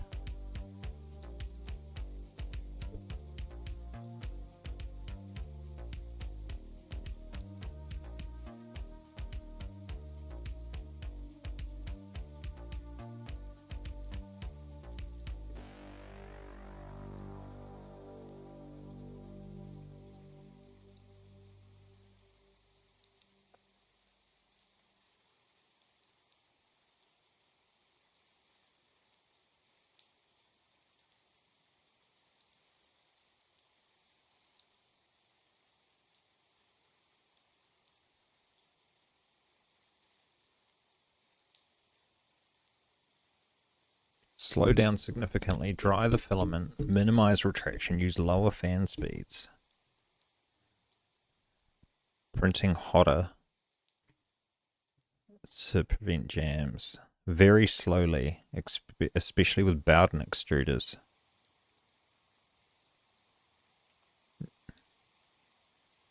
$55 for 6 hours.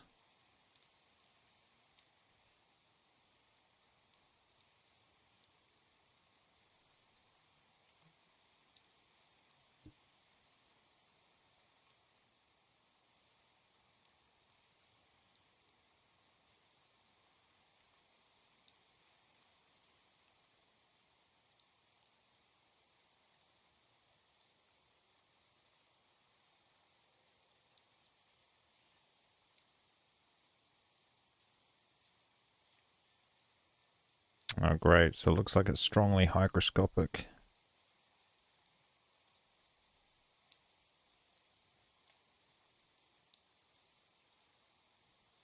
Alex here, just click the star, and Monday Sidekick analyzed dashboard trends, recommended next steps, and assigned his team.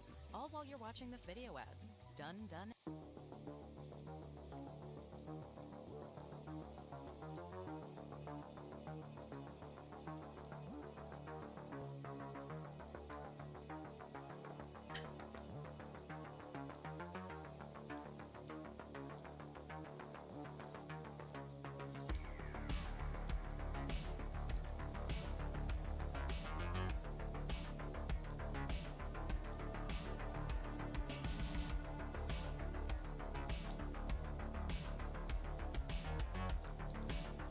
So one of the biggest things I'm noticing here with TPU is its hygroscopic nature, so keeping it dry.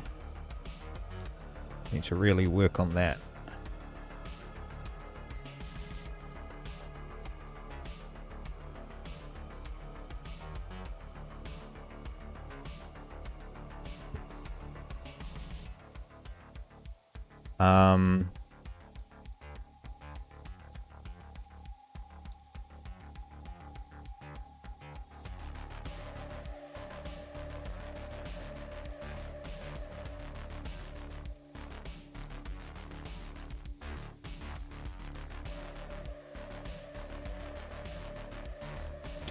Alright then, well...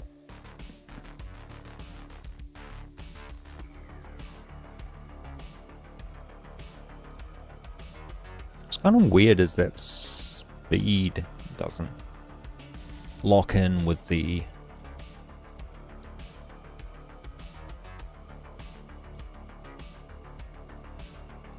filament.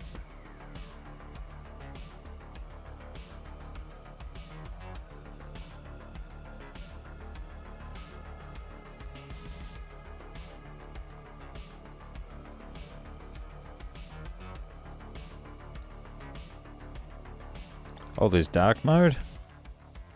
Oh, thank goodness. That was burning my eyeballs. Alright,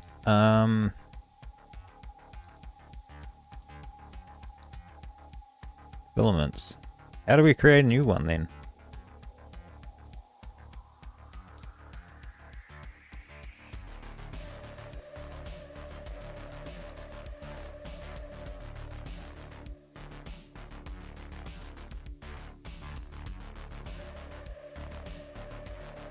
Compare presets. Printer settings.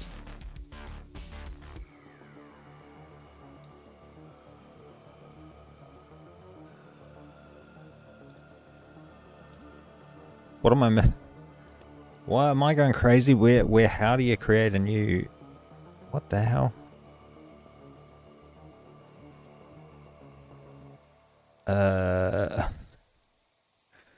God dang it. Yep. How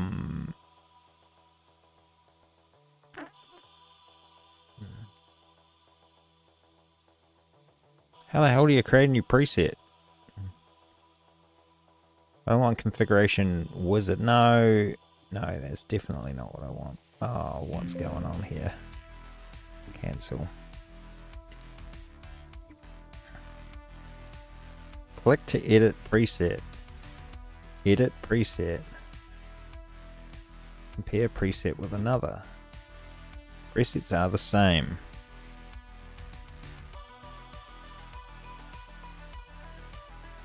Oh, this is doing my head in. It can't be that hard. Like, I know I've done this so many times before. I thought that there was like a copy button.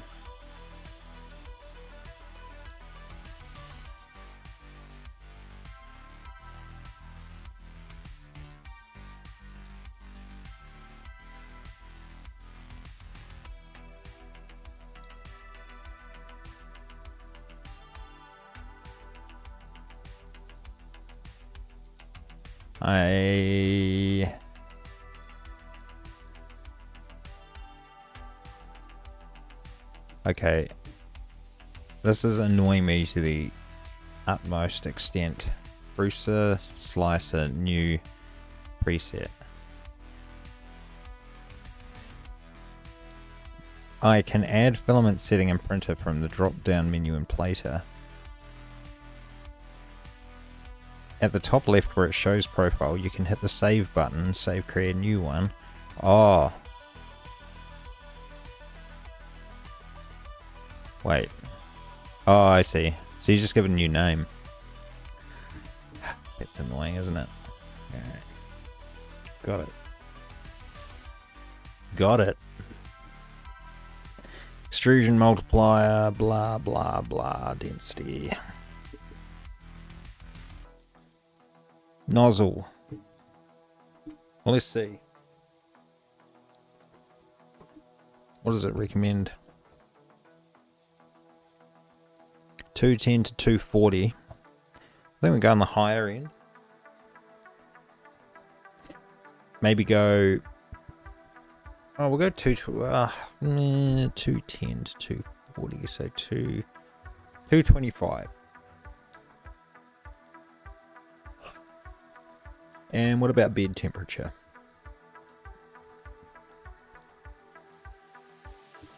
$73. Print speed 15 mil for everything. Retractions off. 30 mil speed. No retraction. Okay, so 55. We'll keep it there. No retraction's an interesting one. I guess there's part of me. There's part of that makes sense to me. Maybe I'll just turn it right. No, we'll go no retraction. Disable retraction entirely. See what happens.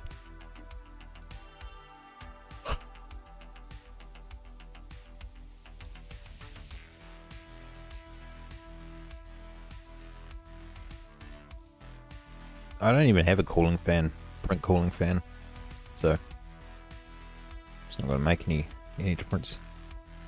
Filament type. TPU, but we don't have that, do we? Flex. Soluble, abrasive.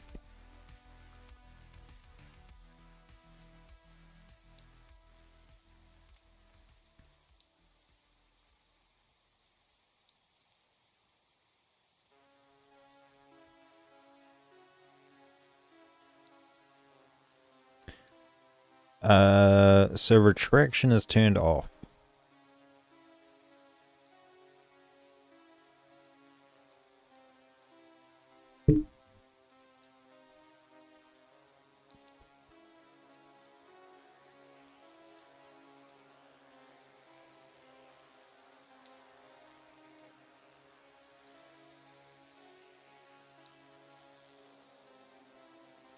Okay.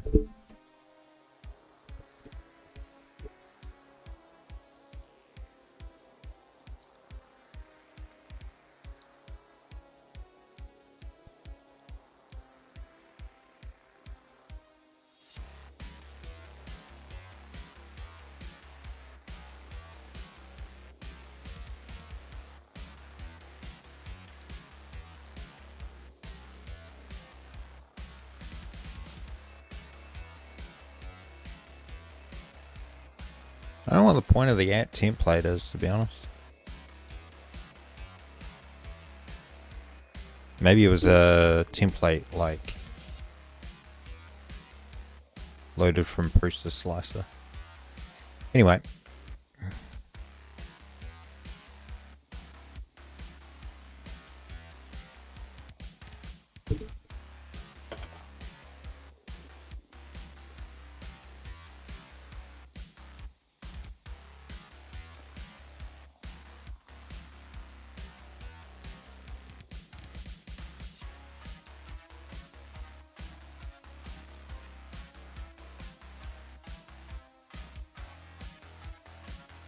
Reminded to take your meds.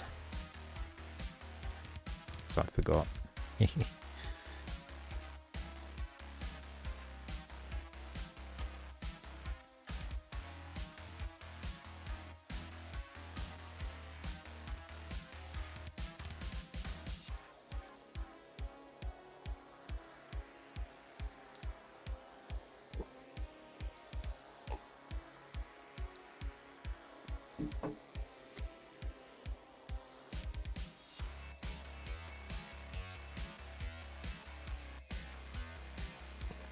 Alright, let's go through the print settings.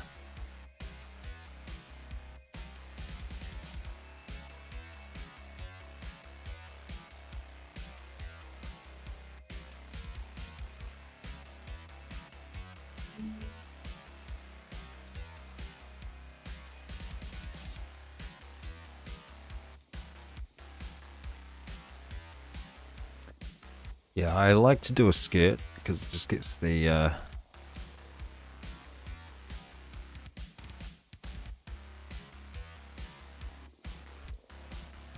old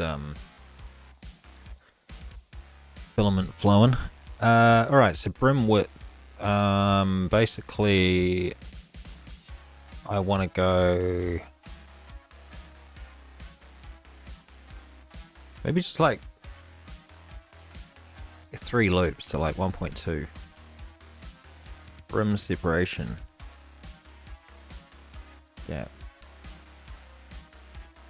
If I make the 0.1, we'll just make the brim adhere slightly less. Might be able to peel it off.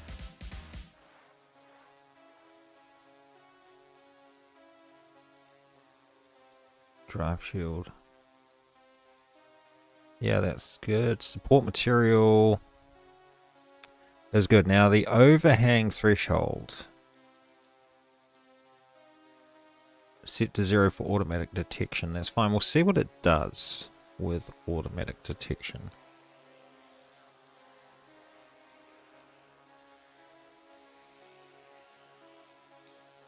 No rafts. We're going to print straight on the bed. Style. Snug.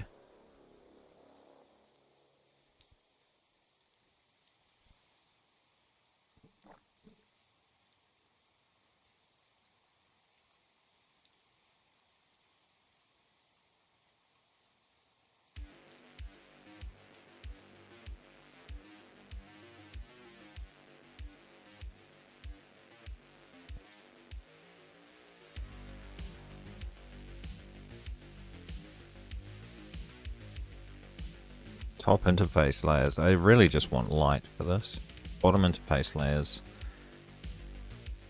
Yeah, same as top. It's fine. Interface pattern.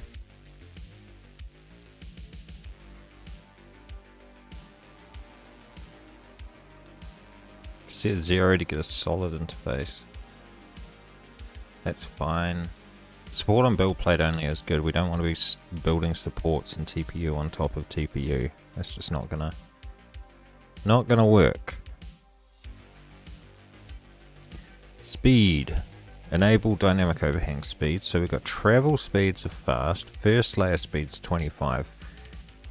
And the rest of it is going to be, we're going to say max print speed of 35.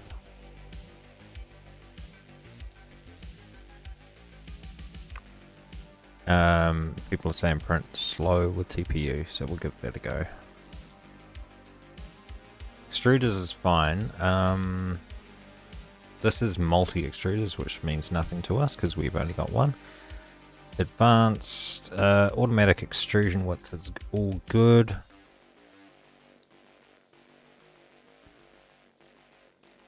XY size compensation, yeah, I guess we'll leave that. I kind of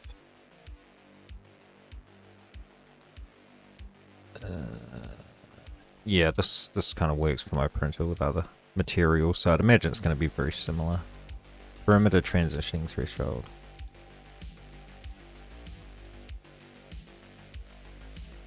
Output options.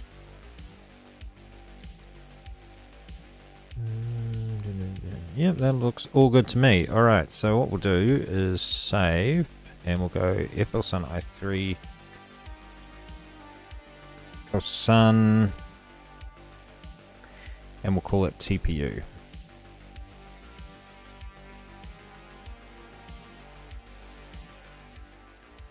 Sounds good. So let's go. FL-Sun i3 TPU. So I reckon we should rename these things. So like if I go print settings, FL-Sun i3, rename, and we'll call it PLA/PETG.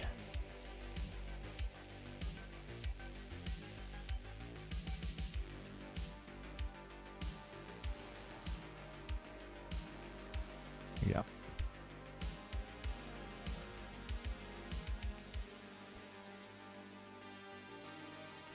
Oh, actually maybe, oh, I don't know. Yeah. PLA.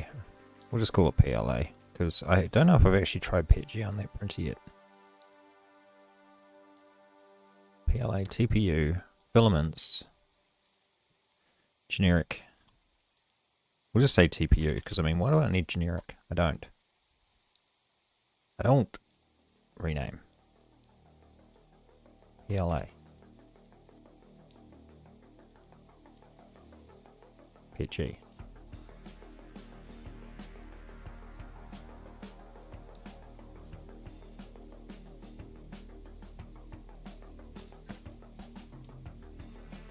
Right, that should make a bit more sense. FL-Sun TPU, TPU, and baby print. We're building a brim, I guess. Ugh.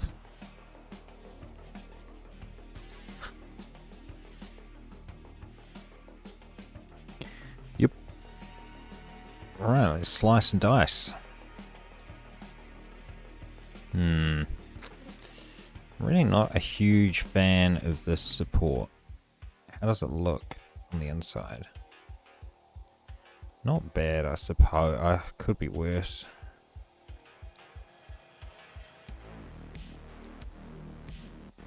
I don't know if I feel that good about that, to be honest.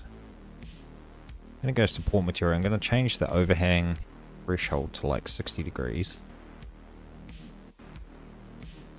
See what this looks like. Yeah, exactly the same. Okay, what about 70 degrees? I might be pushing it a bit then, actually. What? Have I got this around the wrong way? What if I do like... Okay, let's go crazy. Let's go at 80 degrees. Yeah. Okay. Whatever. We'll go back to 0. That's fine. Okay.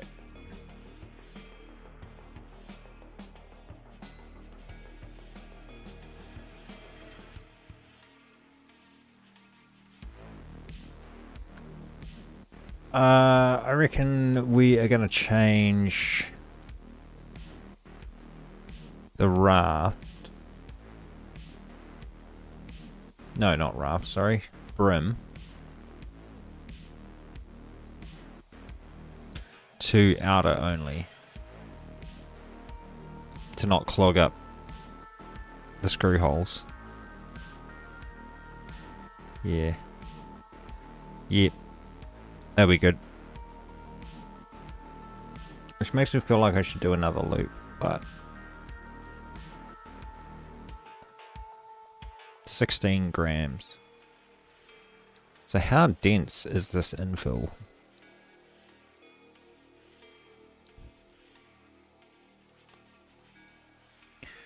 Doesn't look very dense, eh?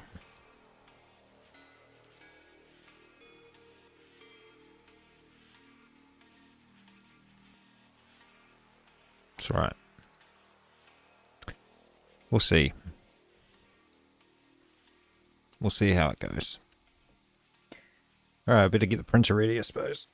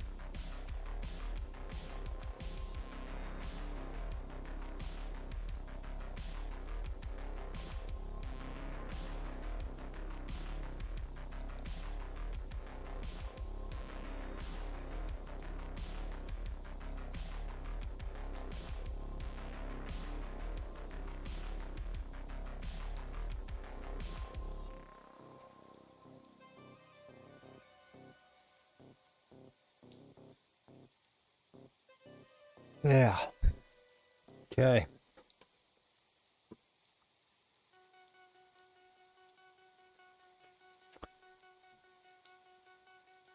Um.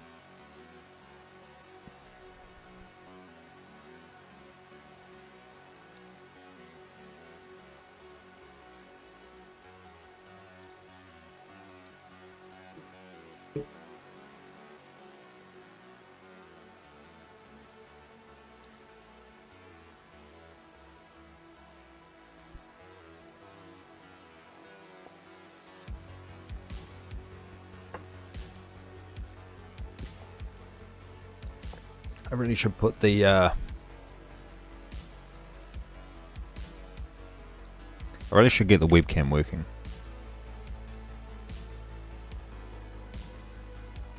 I might do that.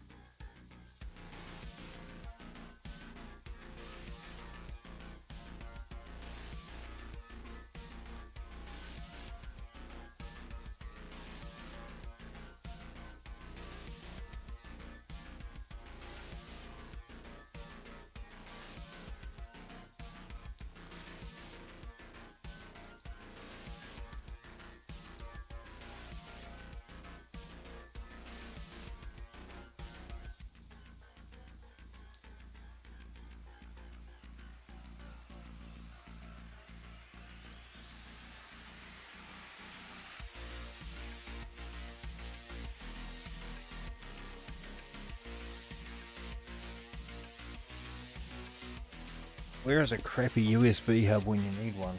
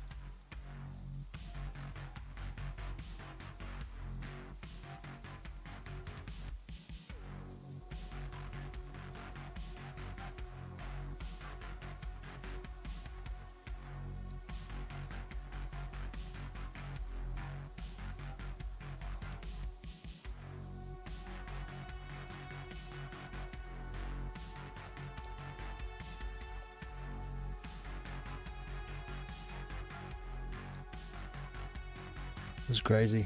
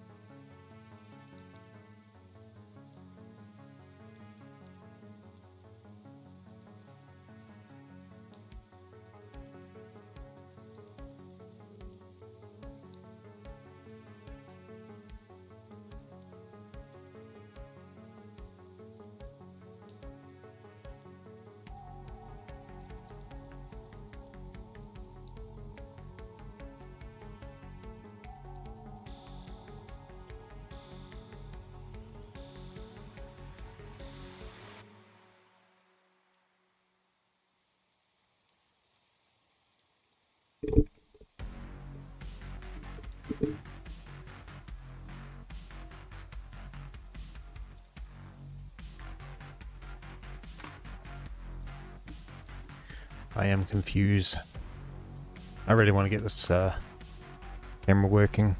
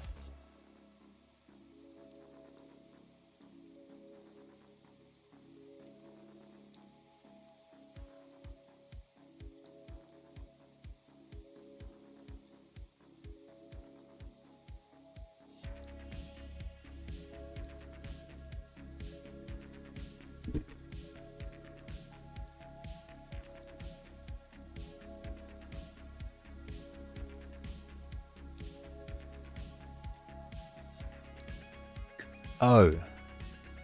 I unplugged the printer. Alright then.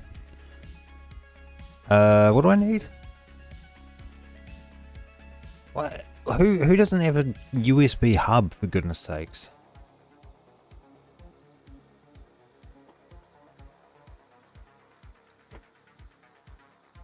I did have one.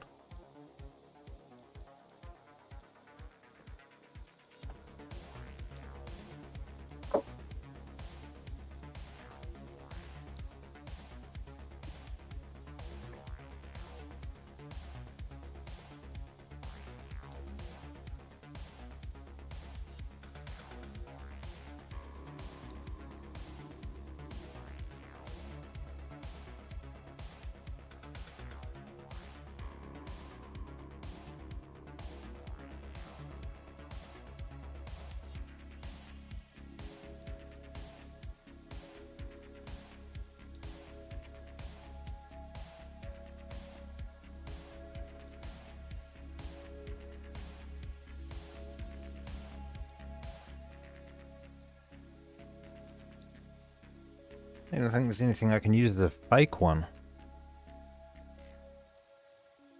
Well, I might have to go without the camera.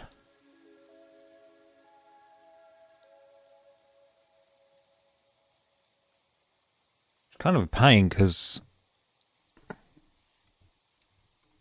what a TPU. I never smell anything or notice any irritation.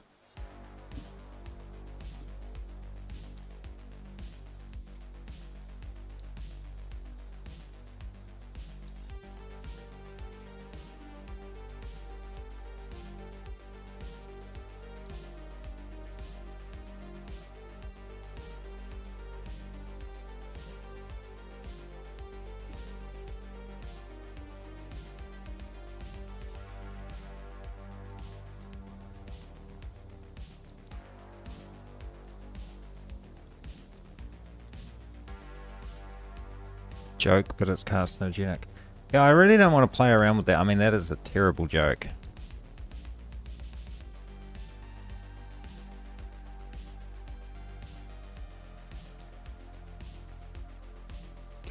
I mean, this is the worst thing I'm going to say, and I do not recommend this. Okay,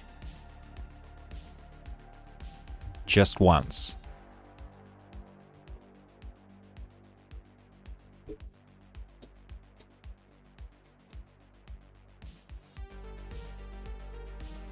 Just this once. Gotta get this damn camera sorted out. Let's see how much USB hubs are. USB hob. I just want a cheap USB hub like this. But I only need like 2 ports.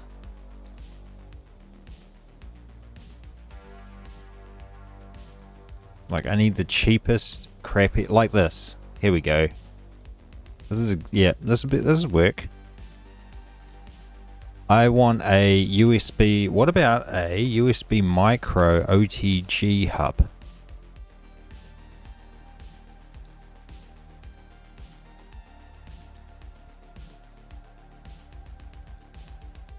With OTG function. I don't actually know what that means.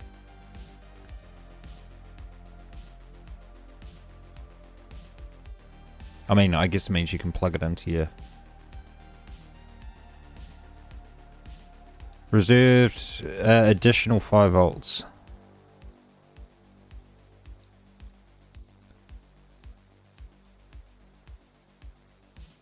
That's what I want. But that looks just terrible. That is just the way. Oh my god. Okay, no. USB micro. USB, is it B? Micro USB, OTG, 4 port.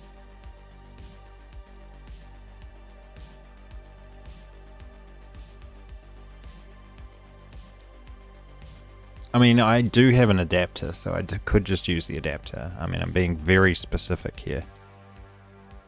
Which is not... I don't need to be...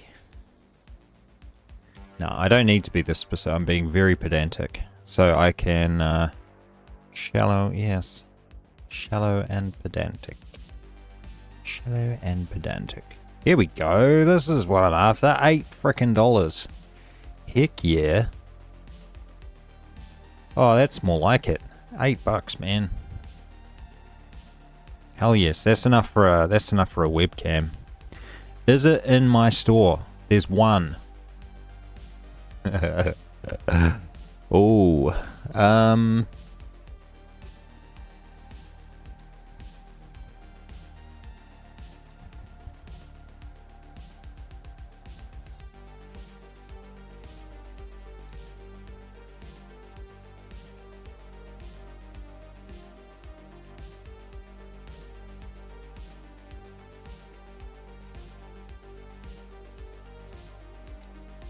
what time do they close today?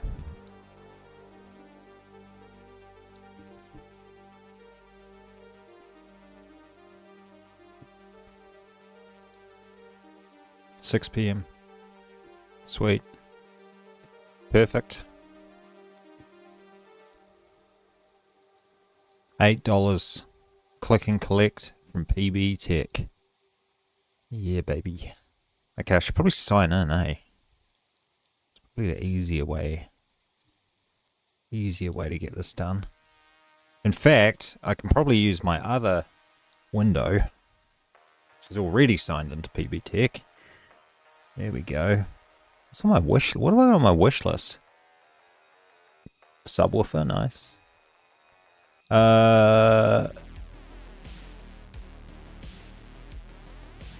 Oh man, I want that so bad. Oh, I want that. I want that really, really badly.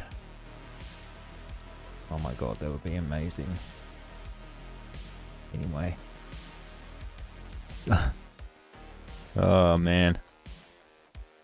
I want a 3D scanner so bad. Alright, let's continue on then. Let's go, what am I doing? 4-port USB 2 hub.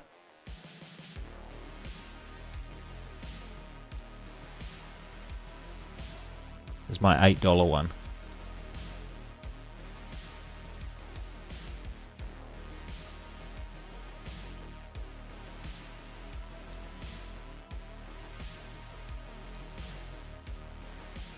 Opening. Oh, there's 7 white ones in stock.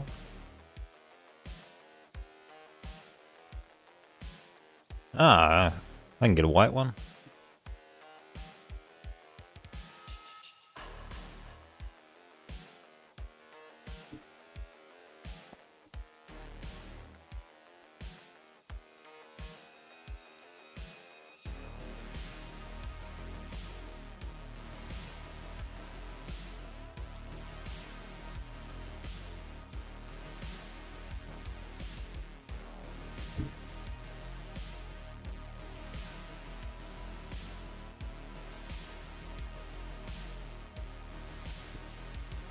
Online FPOS. Bloody brilliant. I love it.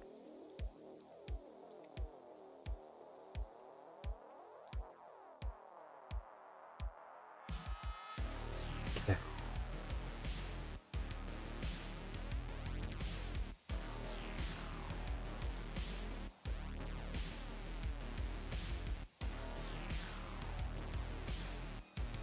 $8.59. What a bargain.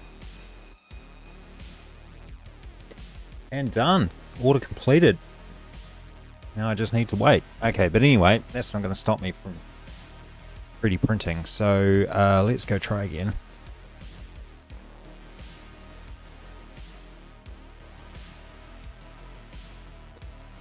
And let's go... Well, I'll wait for this.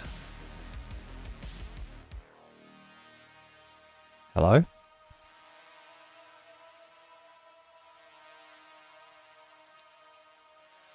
Come on, baby, you can do it. Doesn't usually take this... Oh.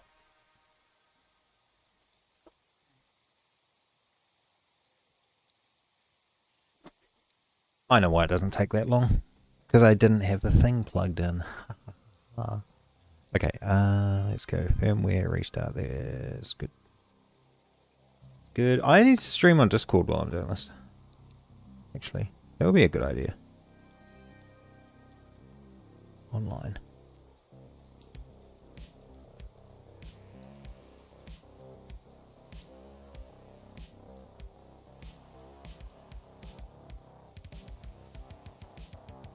So how do you stream to Discord?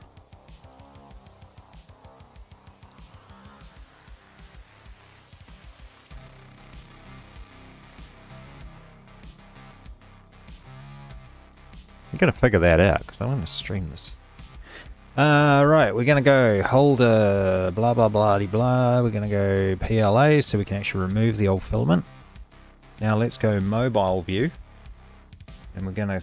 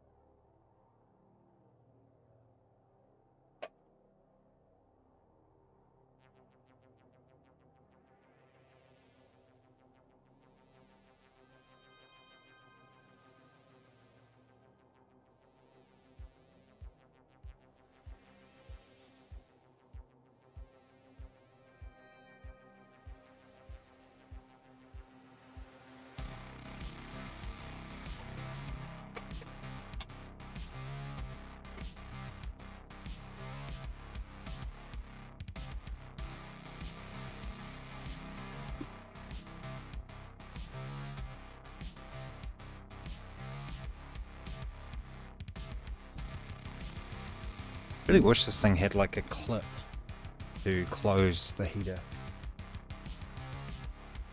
but it don't. I'm gonna use some sellotape, some gaffer tape, some duct tape. Duct tape. I will have you know. That's in the dryer. Now we've got to thread the stuff.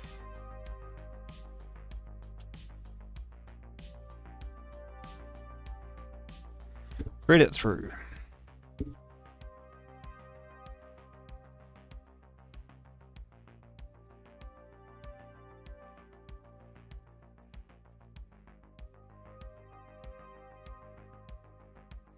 Kind of like wet spaghetti TPU. It feels really weird. Cold spaghetti on my sweater already.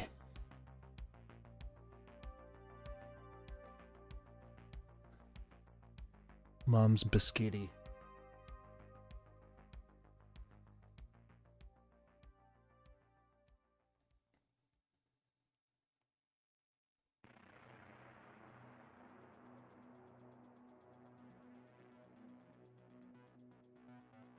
Yeah, this stuff's horrible to push through.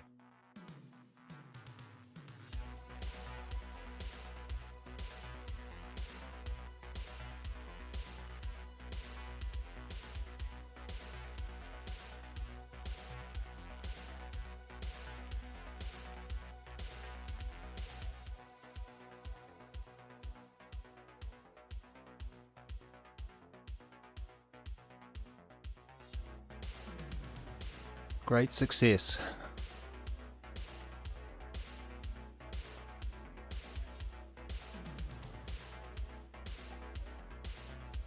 Alright, now tighten up the filament clamp, which apparently you got to tighten up pretty strong for TPU. Squish it down, which I guess makes sense. Yeah. Yeah, you can really squish. Okay, well that works. It doesn't feel like it's too resistant. Now I've got this big floppy bit coming out the bottom here. That's not good. Now let's retract.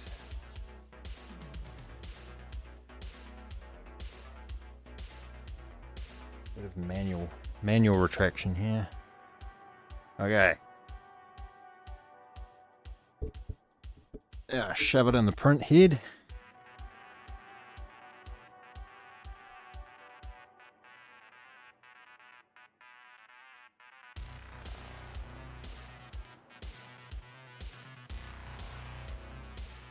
What if I like this? I'm going to say that's going to fix itself.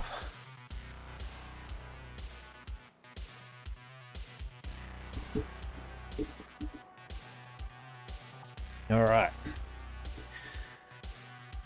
Okay, now let's see if we have any success with this. Let's go.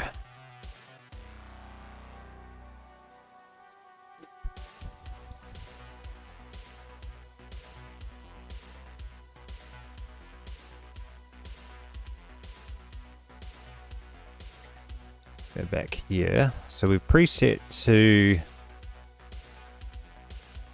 PLA.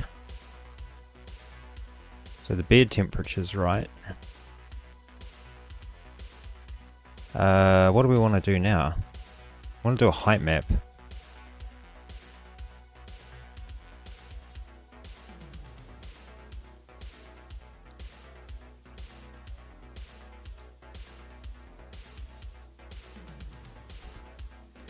So we'll do a bed level.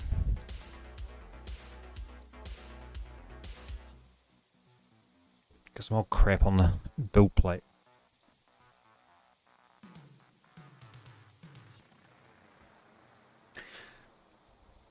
Alright. Bed leveled. And now we'll do a height map. Call it default because that's one that gets loaded up at the start of a print. Cheapers. Got how fast this thing moves.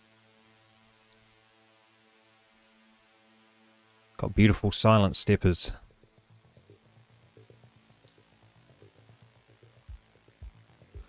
Not silent bearings though.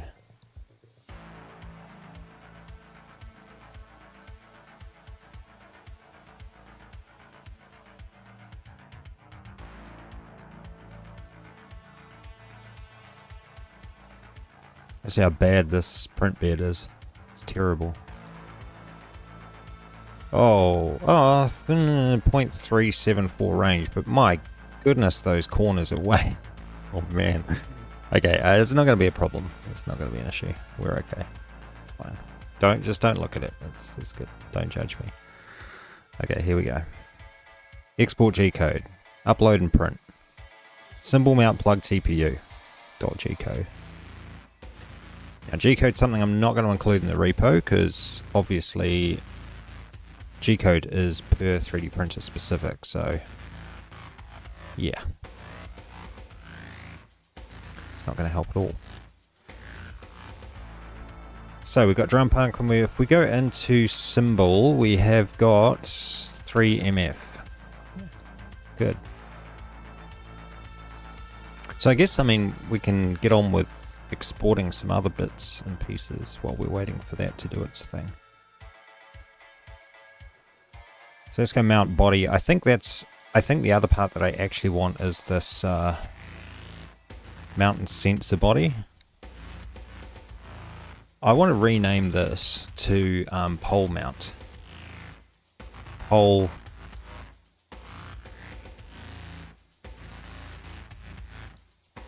mount body. And we'll just call this sensor body.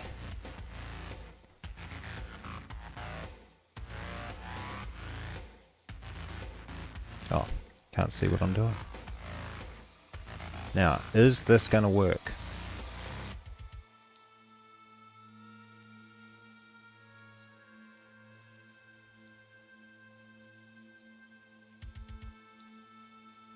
Nothing yet. I might have needed to do one more loop.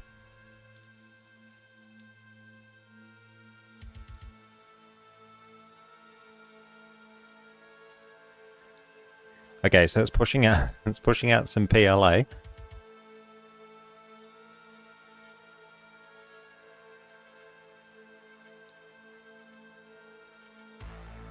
And here comes the TPU. It's looking good so far.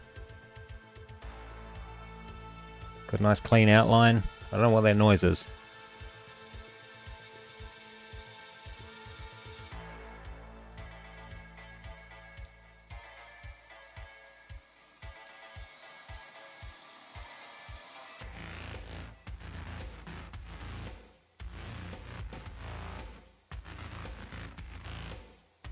Very squeaky.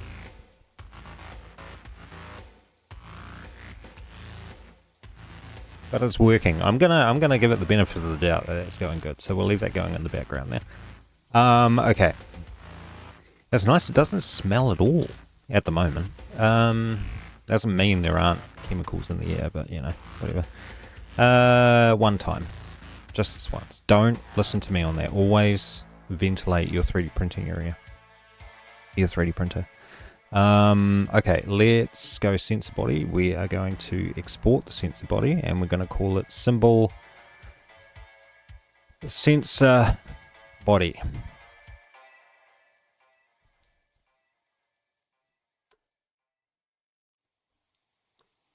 And let's see if we can plan how to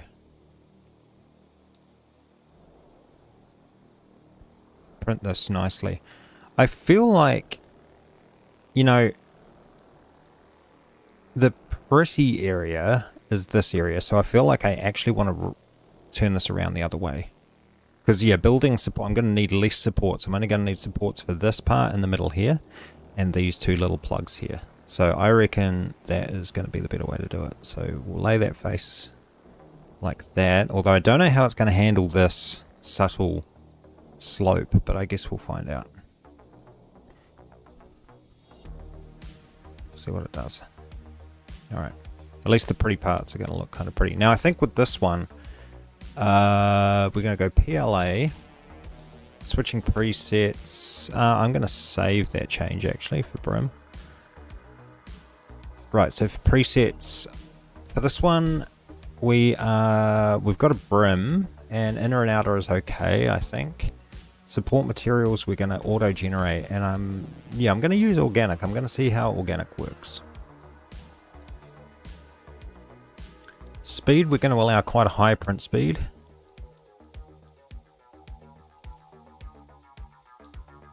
Now what was the thing I turned off that last time?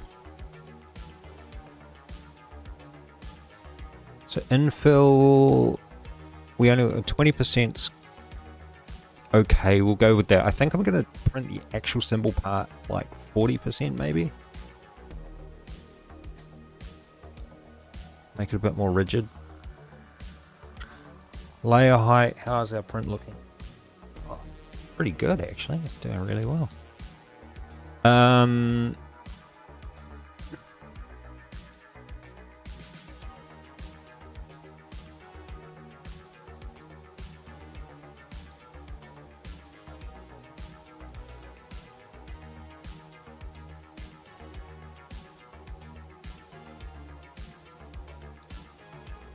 Yeah, this is all good.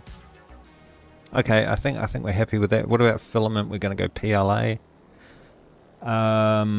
We are going to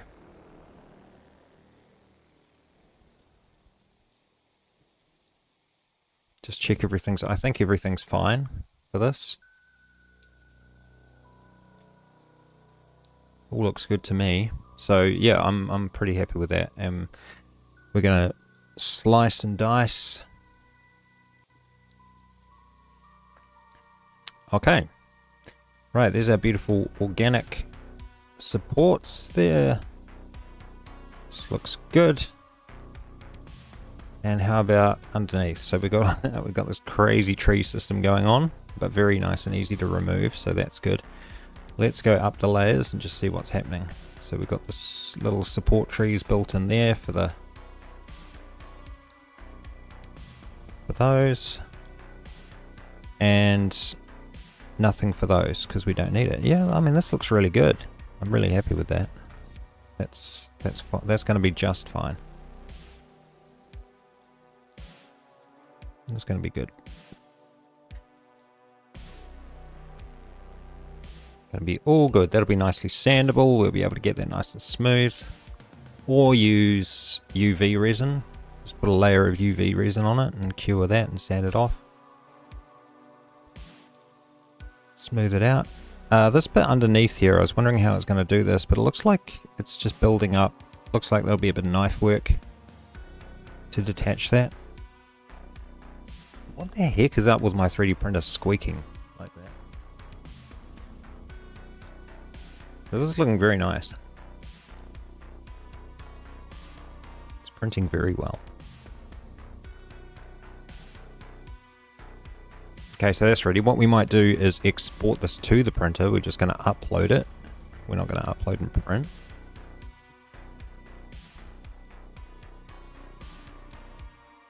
If anyone's on this video and you're watching this for some reason and you've got a 3D printer, like my one's very old, my one's incredibly old, talking like maybe 8 years old or something like that. It's the cheapest 3D printer you could get at the time, and I've done a lot of modifications to it now. It's running Clipper. It's running a open source mainboard from Creality.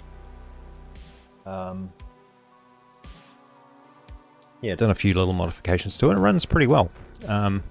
Yeah, Clipper firmware is great, but it can be a bit of a pain to get going. So I don't know. There's interest in there for me to go through how to actually, and all the pitfalls I've come across with running a few 3D printers on Clipper and customizing them. That'd be fun. Or help someone out doing it. But it's well worth it. And I'm running, and I adjusted my 3D printer, my other big 3D printer, to use TMC stepper drivers, the 2209 stepper drivers, which the difference is just out of this world. I had no idea. The cheap whatever the heck they are, 1194 stepper drivers or something. So loud, so noisy, so rough. These things are silent, man. They're just such a big difference. Alright, let's go to the next part. So I'm going to need to use the big printer for the actual cymbal itself. It's back to FreeCAD, so we've got 1, 2, and now we need the pole mount. So we're going to export cymbal. No. Export cymbal pole mount.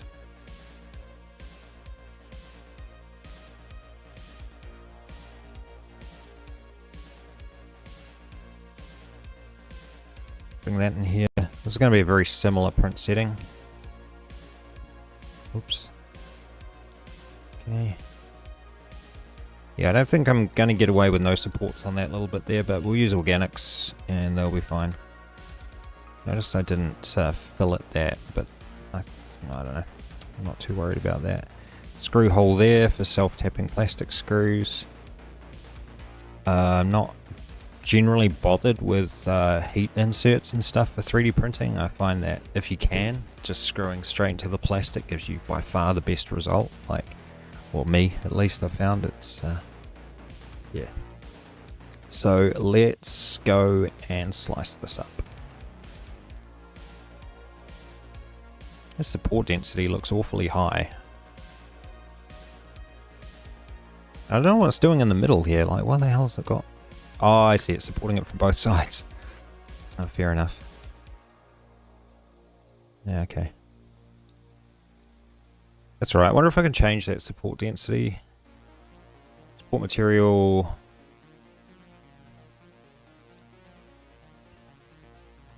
Pattern spacing.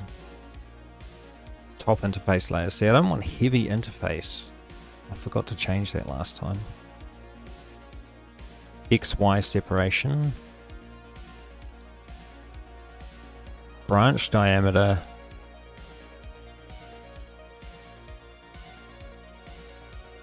Branch density.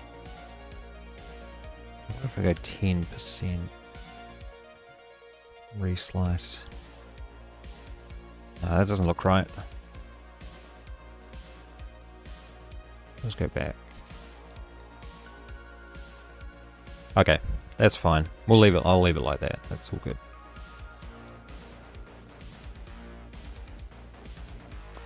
I actually do feel like I don't want sharp edges near TPU things, so I am going to go back in here and hide everything else. Now, hide all other bodies. I know there's a shortcut for that, but I can never remember it. FreeCAD, hide other bodies.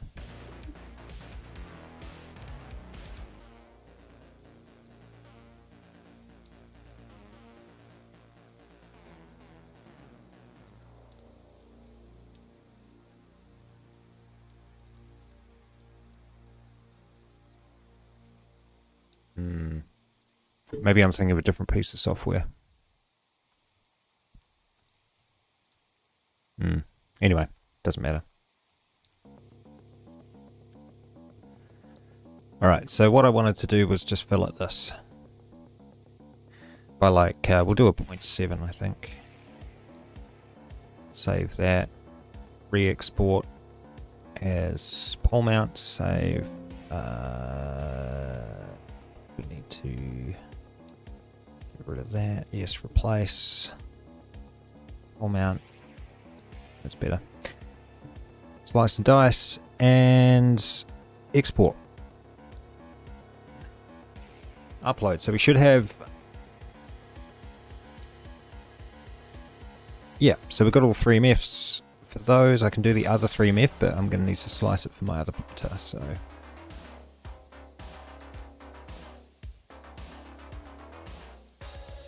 No idea the best way to. Well, the best way is to print this one yet, because the problem is these things.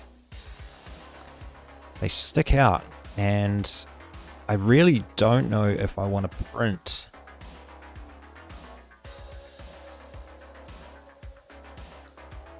This is a problem.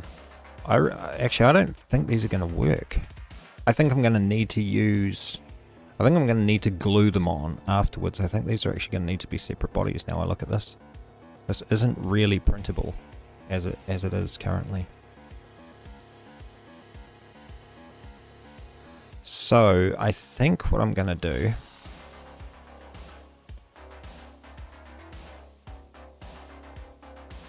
Oh. Simple.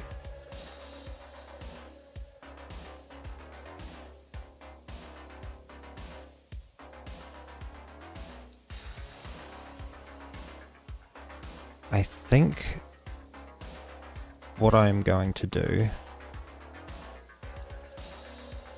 See, I did some filleting in a weird spot here, so I'm going to move this after datum plane.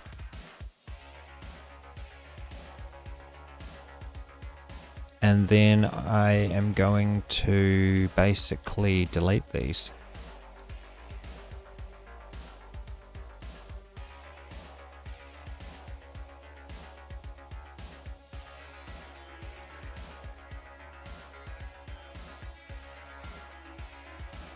Or maybe not delete them.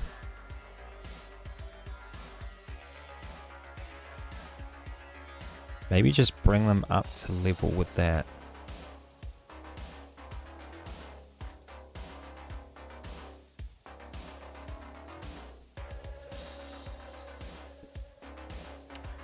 I don't know about this.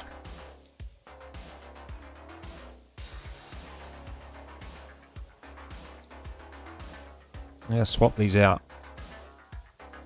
Swap these out with subtractive.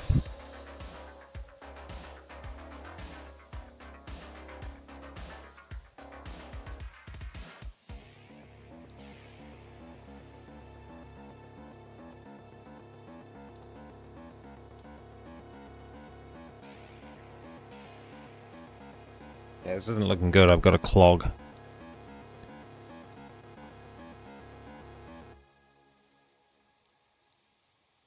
It's the extruder.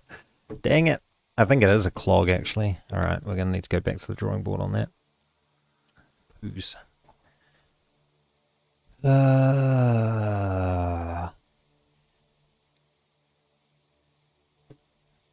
No need for an emergency stop. Let's just stop the print job nicely. Cancel it. Let's get the preheating going again. See what the problem was.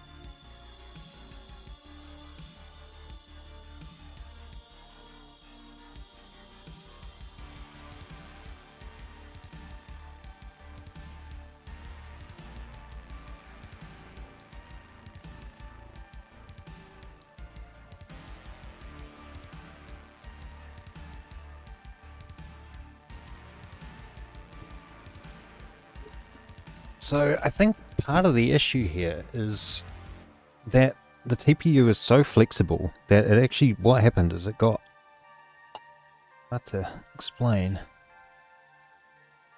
but it got like pushed out. Like if I hold on to the end of this and push through here, it just like finds its own way. I can't do it now. It like popped out this way and I just had this big loop of TPU up here, which isn't good. Yeah, like this. I'm kind of doing it. Hang on. So I reckon what I'm going to need to do is... Yeah, there we go. Yeah, so this just happened. And it's just started coming out. So what I'm going to need to do...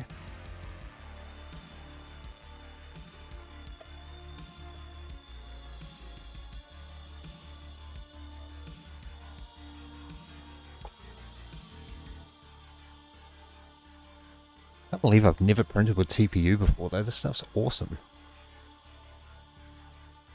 Very cool. So stretchy. I mean, it does break, yeah, sure, but it's like one layer, 0.2 mil.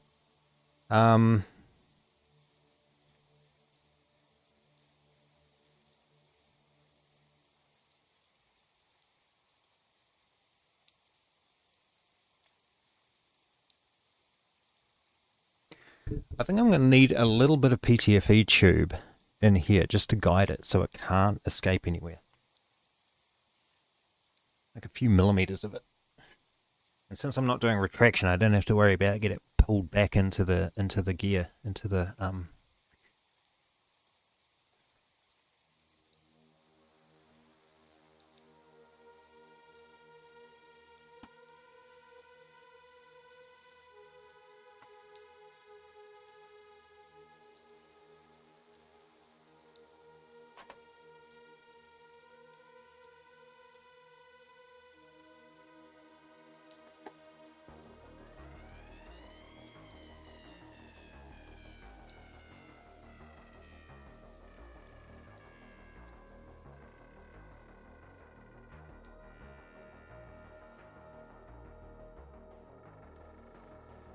Right, so always have spare PTFE tube on hand.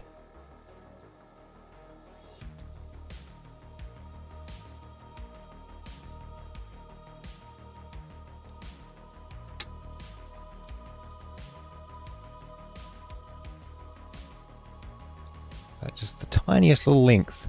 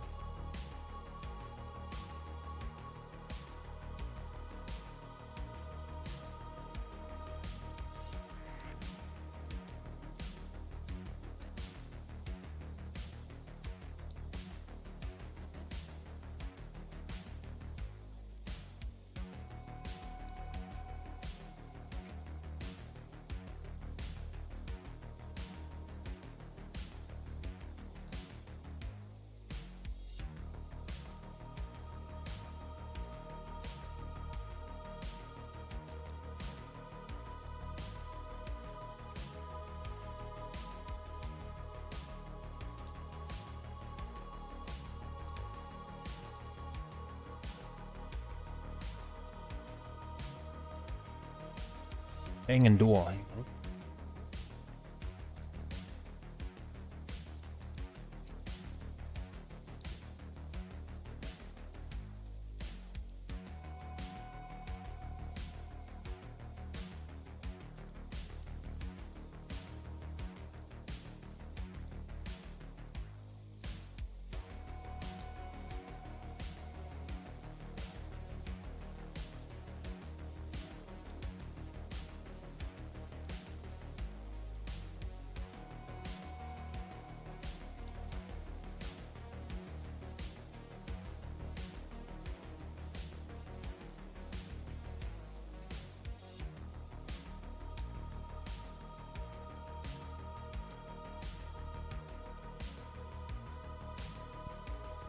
Alright, try again.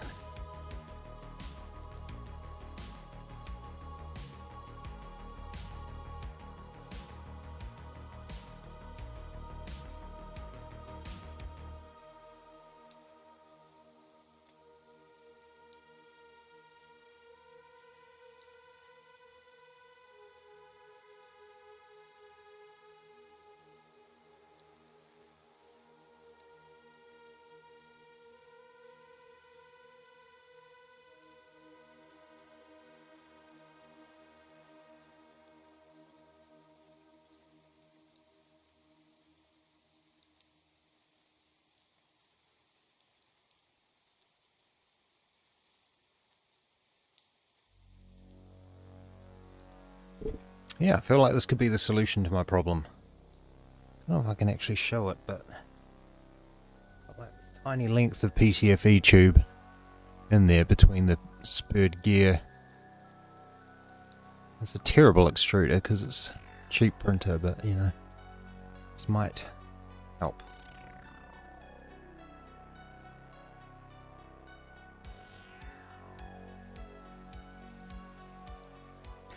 Should probably can use the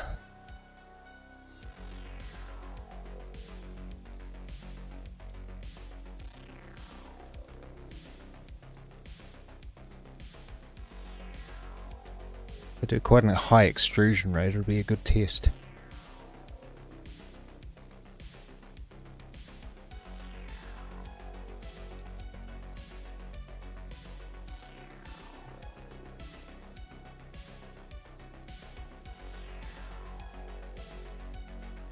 Seems to be working well.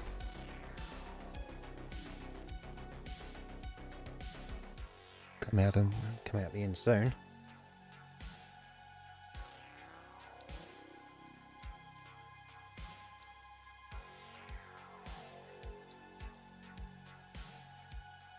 There it is. Sweet, so I should be able to load this in.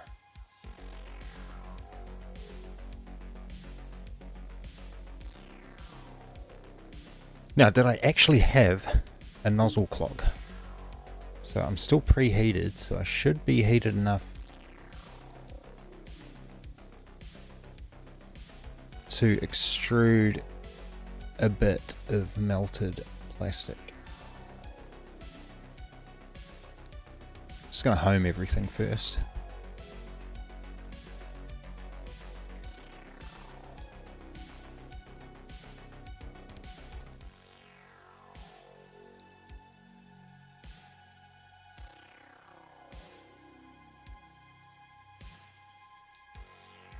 Cool. We'll lift up the Z-axis a bit and we will extrude at 5 mil a second, 10 mil of filament.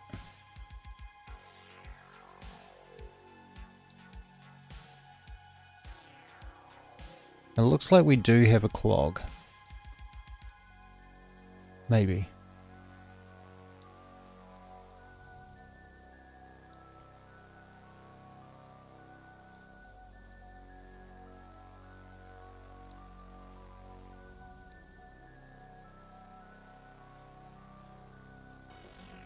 I don't know, we've got something coming out there. Something oozing out.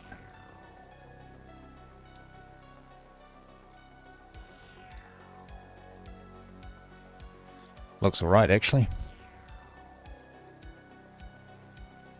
I think maybe the pressure just got too much for it, so I think we're just going to try that print again. Luckily, didn't waste too much filament there. So we can just go back and restart this.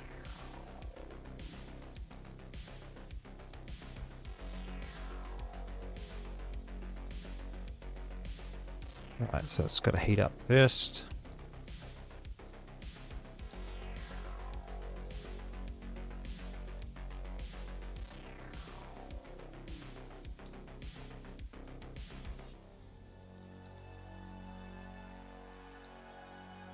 Then it'll do its home all the axes.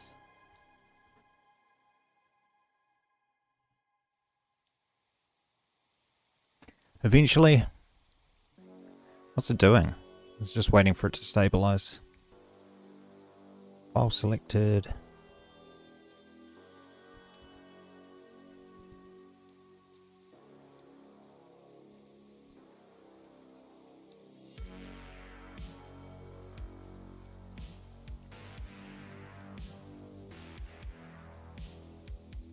Right, so I think what I'm going to do on the Discord is I'm going to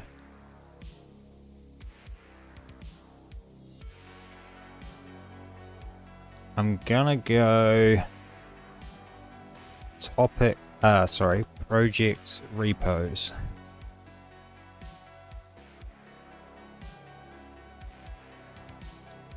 And for this, we're going to go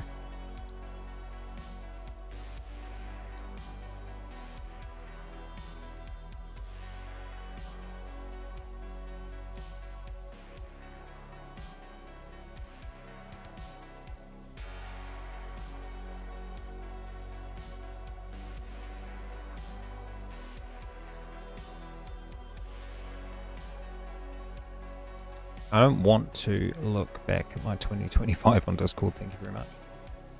Okay, how's this print looking? Beautiful. Better than last time already, because we don't even mix a PLA in there as well. So I wonder why the pressure got too much for it. And I have a feeling that we're actually possibly printing too close to the bed.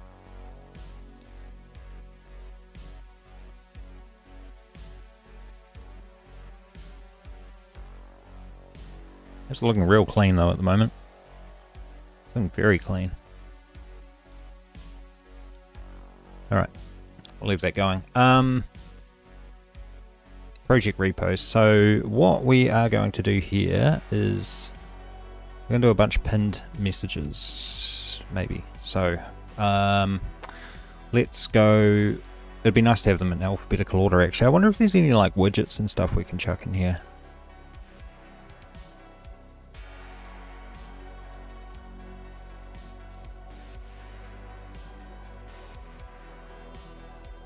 So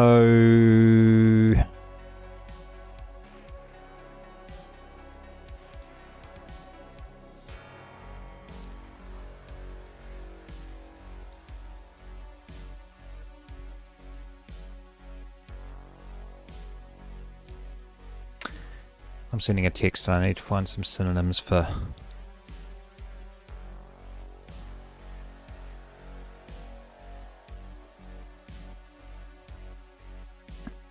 here we go. Majestic.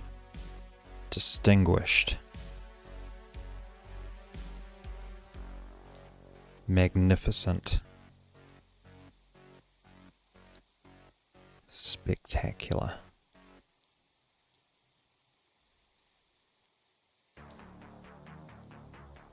Eminent. Eminent's a good word.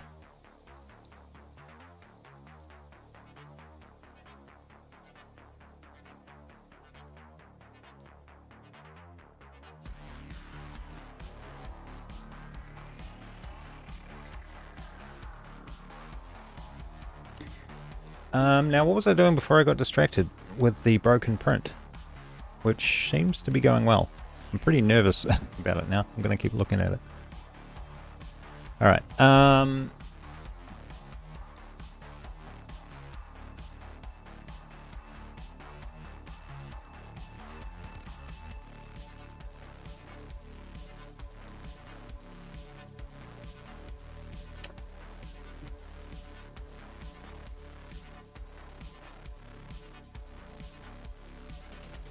invalid edge link. Great.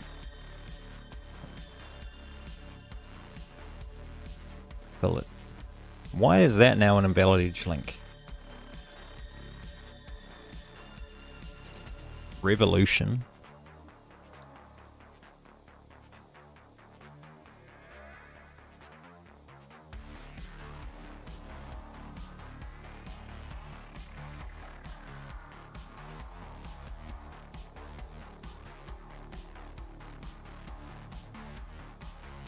I don't actually know. Was it there? Was it the inside? Might have been. I don't think so.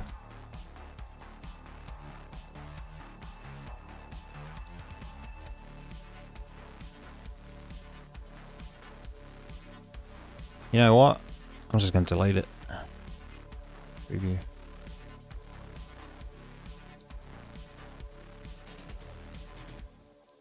Okay. Fillet is not possible on selected shapes. Well. Oh, I see.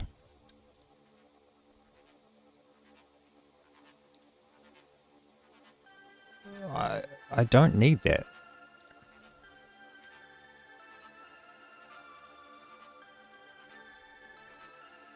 Now all of these are screwed up.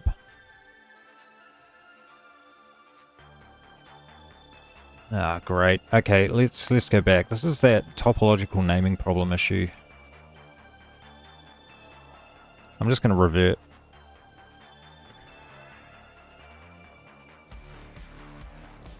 Let's go back to symbol body. We're going to turn that on, turn everything else off.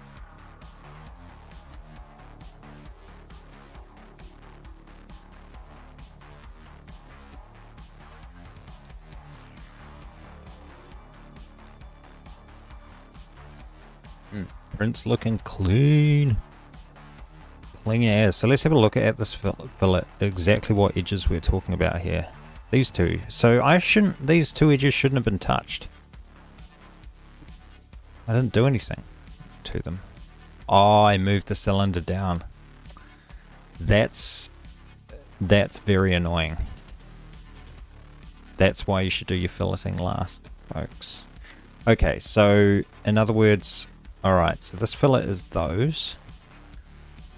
This fillet is the top. And there's no more fillets after that. So I think I'm safe if I just delete this cylinder here. Whoops. Wait, what? Cancel. Okay. Wait. No. I don't need to delete that. That cylinder's not supposed to be deleted. Alright, fine. So delete the whole.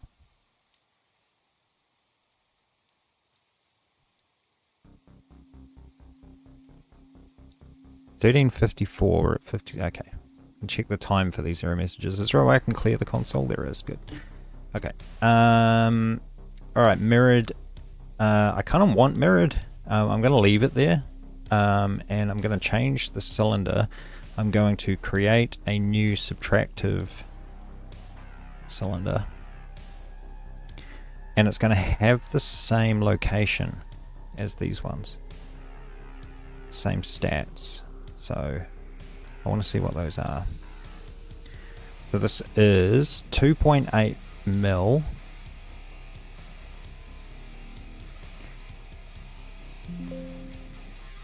So 2.8, and its location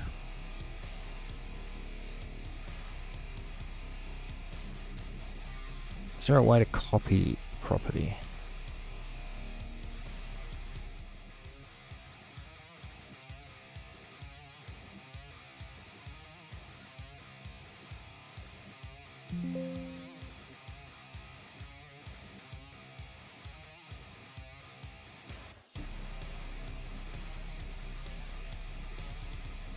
Damn. That sucks. Really? So I wonder if I can go, okay, X, is it XYZ? So 11.25. Or whatever. 93 and 0. And then I think we had the reversed. Map reversed. True.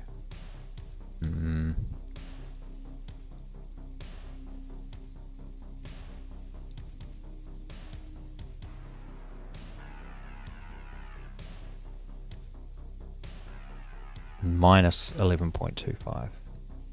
Minus 93. Negative 93. There we go. Okay, so now we got this little plug thing here. I reckon if I make that 3 mil,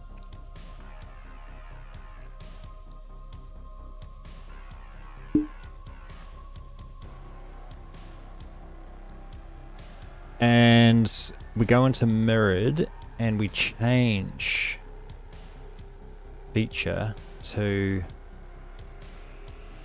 wait, what? Remove feature. What? Hang on. Add feature. That one.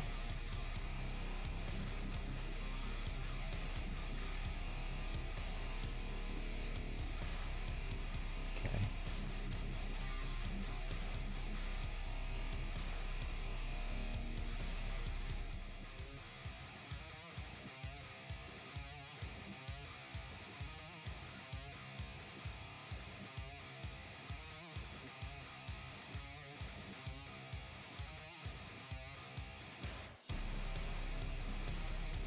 I'm a tad confused at what's going on here, but that's...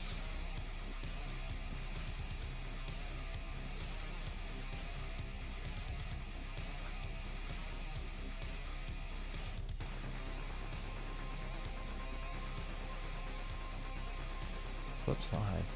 Oh yeah, that's correct. Okay, so that's actually in the right place.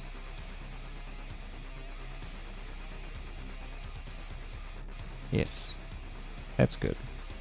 Now I don't want it that deep, so we're gonna reduce that a wee bit. Even more.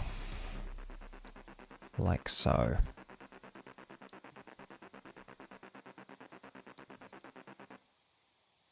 Right, then we can delete this cylinder here. And then in mirrored, we can go add feature, that one. And we should have the 2. That's good. And then basically these are just going to be little plugs.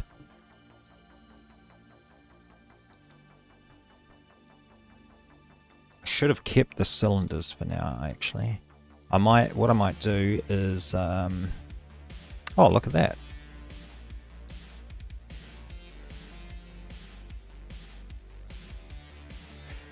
That's not going to be any help to me because these need to be a separate body. But I do need to... So they're 10 mil, and that's...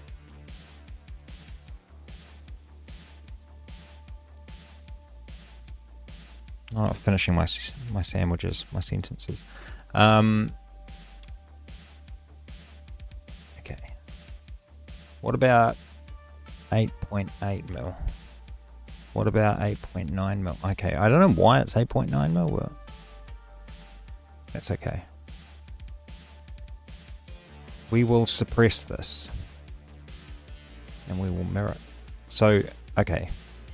Question. Oh, because that's not the one I want to suppress. That's the one I want to suppress. What? You suck. Recompute object. Mirrored. Cylinder 05. Remove feature, please. Add feature. That. Okay. Now we should be able to suppress that cylinder. There we go. I just want it there for reference in the future. So that is our final cymbal model. Save that. We'll go export. And we'll call this one cymbal body. Yeah, print's looking good. No, it's not looking good.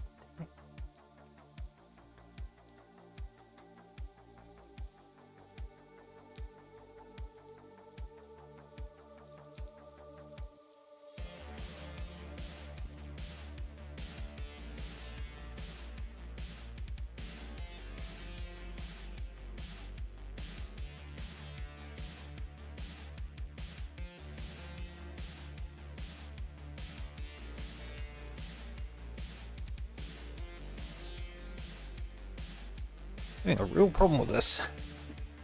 Okay, figuring out the difficulties of TPU. I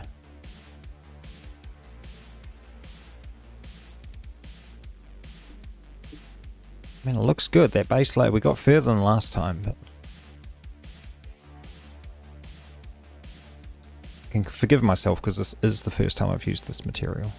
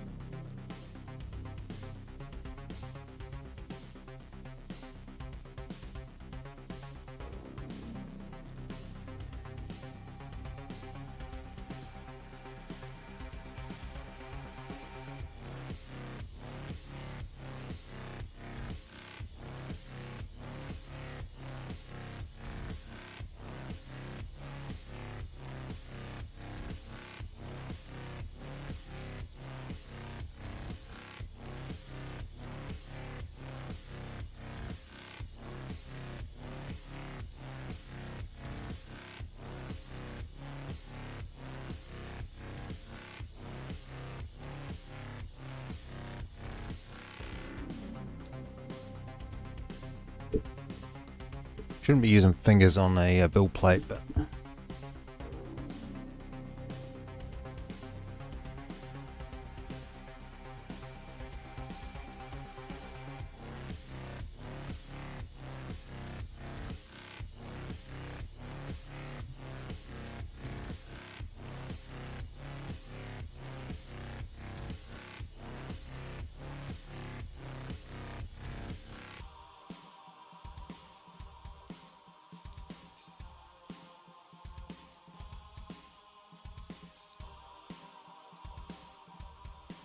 it's weird. It's not getting clogged.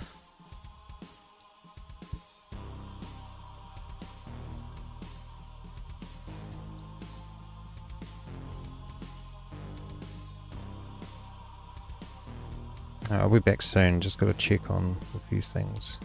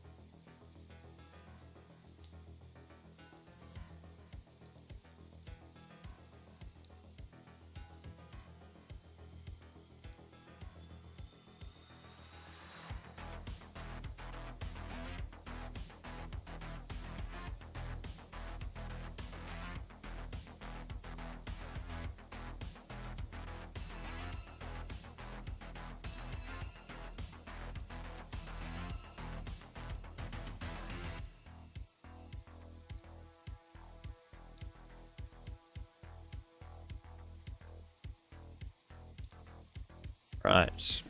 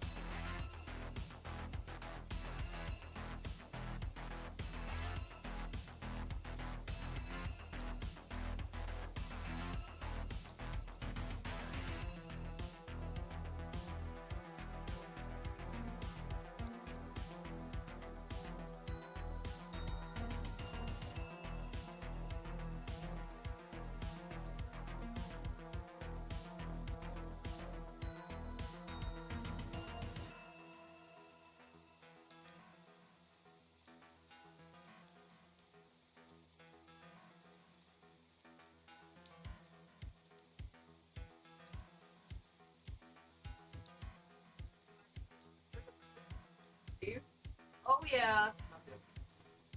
Am I coming back tomorrow afternoon? Yes. Okay. You're going to have breakfast with Mum and having Christmas morning at home with Mum, and then you'll come back here for dinner. Oh. Mm-hmm.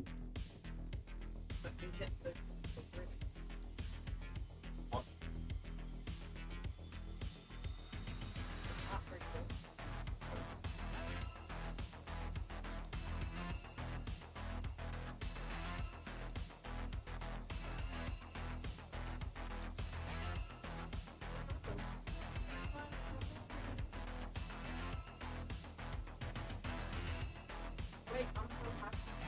Why? Carl Lawson has changed the incident. Who? What? He's changed the incident from this year. Thanks to Carl Lawson. Good mistake. Why is that? Because she made this dance and it's like very 2016, 2017 esque, right? Mm-hmm. And it's just like so feel good and so fun, and like she's doing it all her concerts, and all her concerts were like such like a vibe, and I just love her. And yeah. Nice.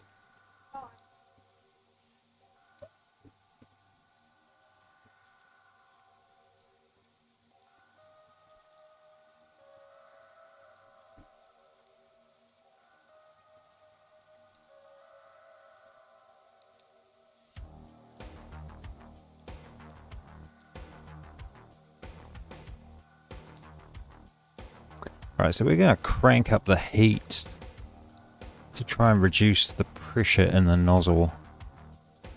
I think that might help.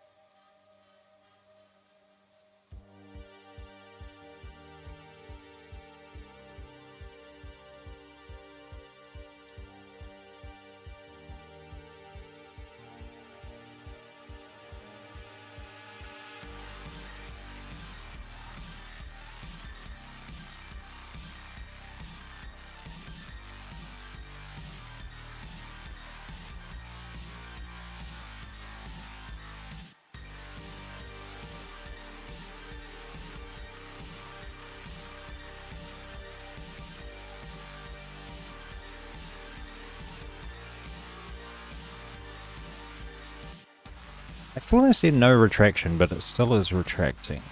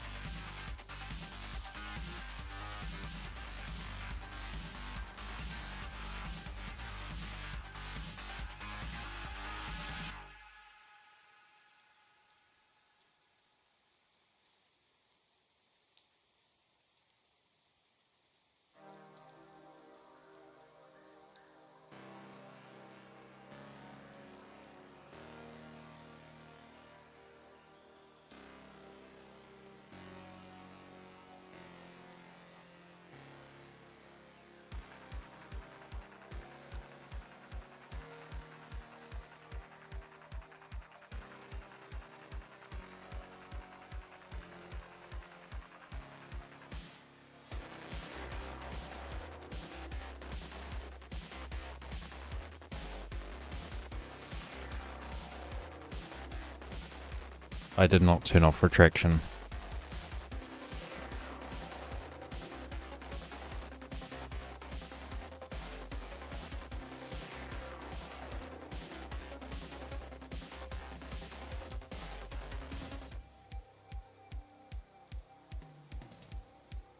There's actually a problem.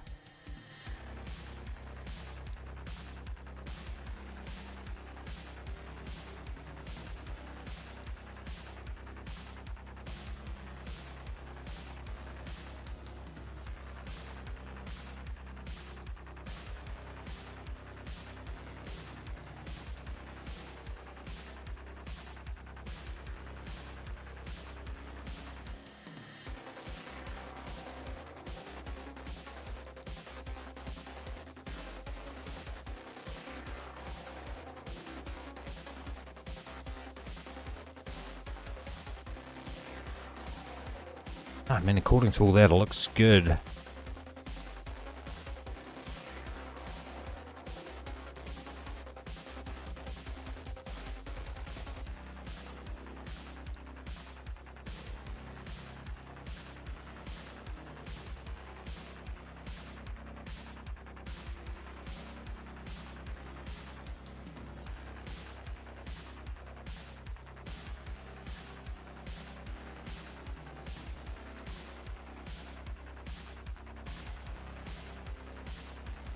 All right.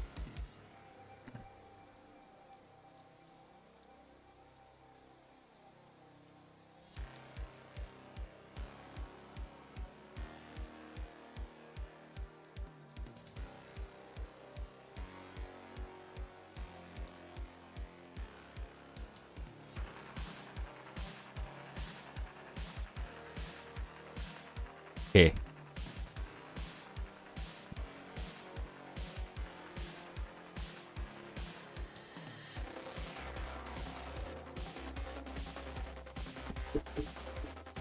I mean, this is an issue. For people who want to print this.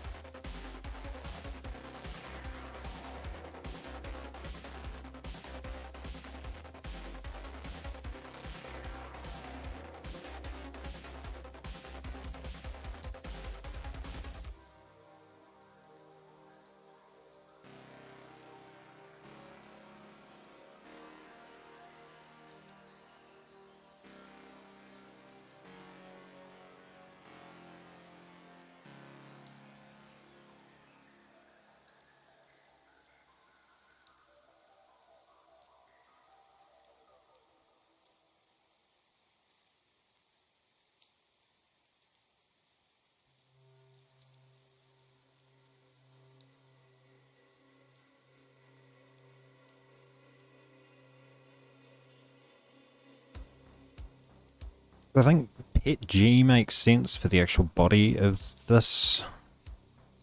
How, hold up. I exported everything else in TPU as well. Damn. Ah. Stupid.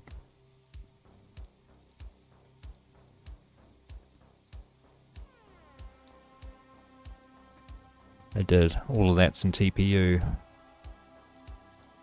It's only 2.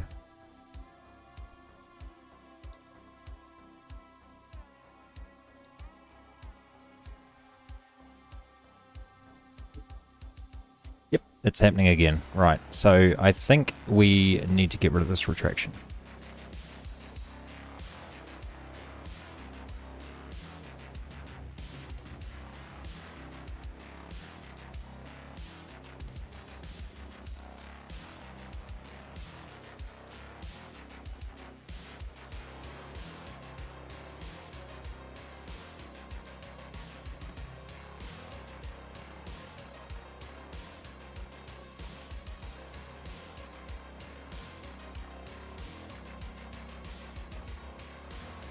So we're going to go 0.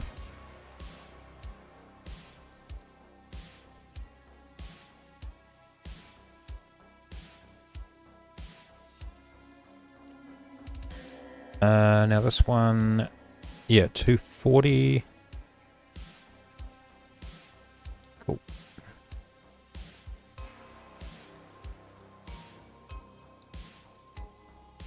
Groovy.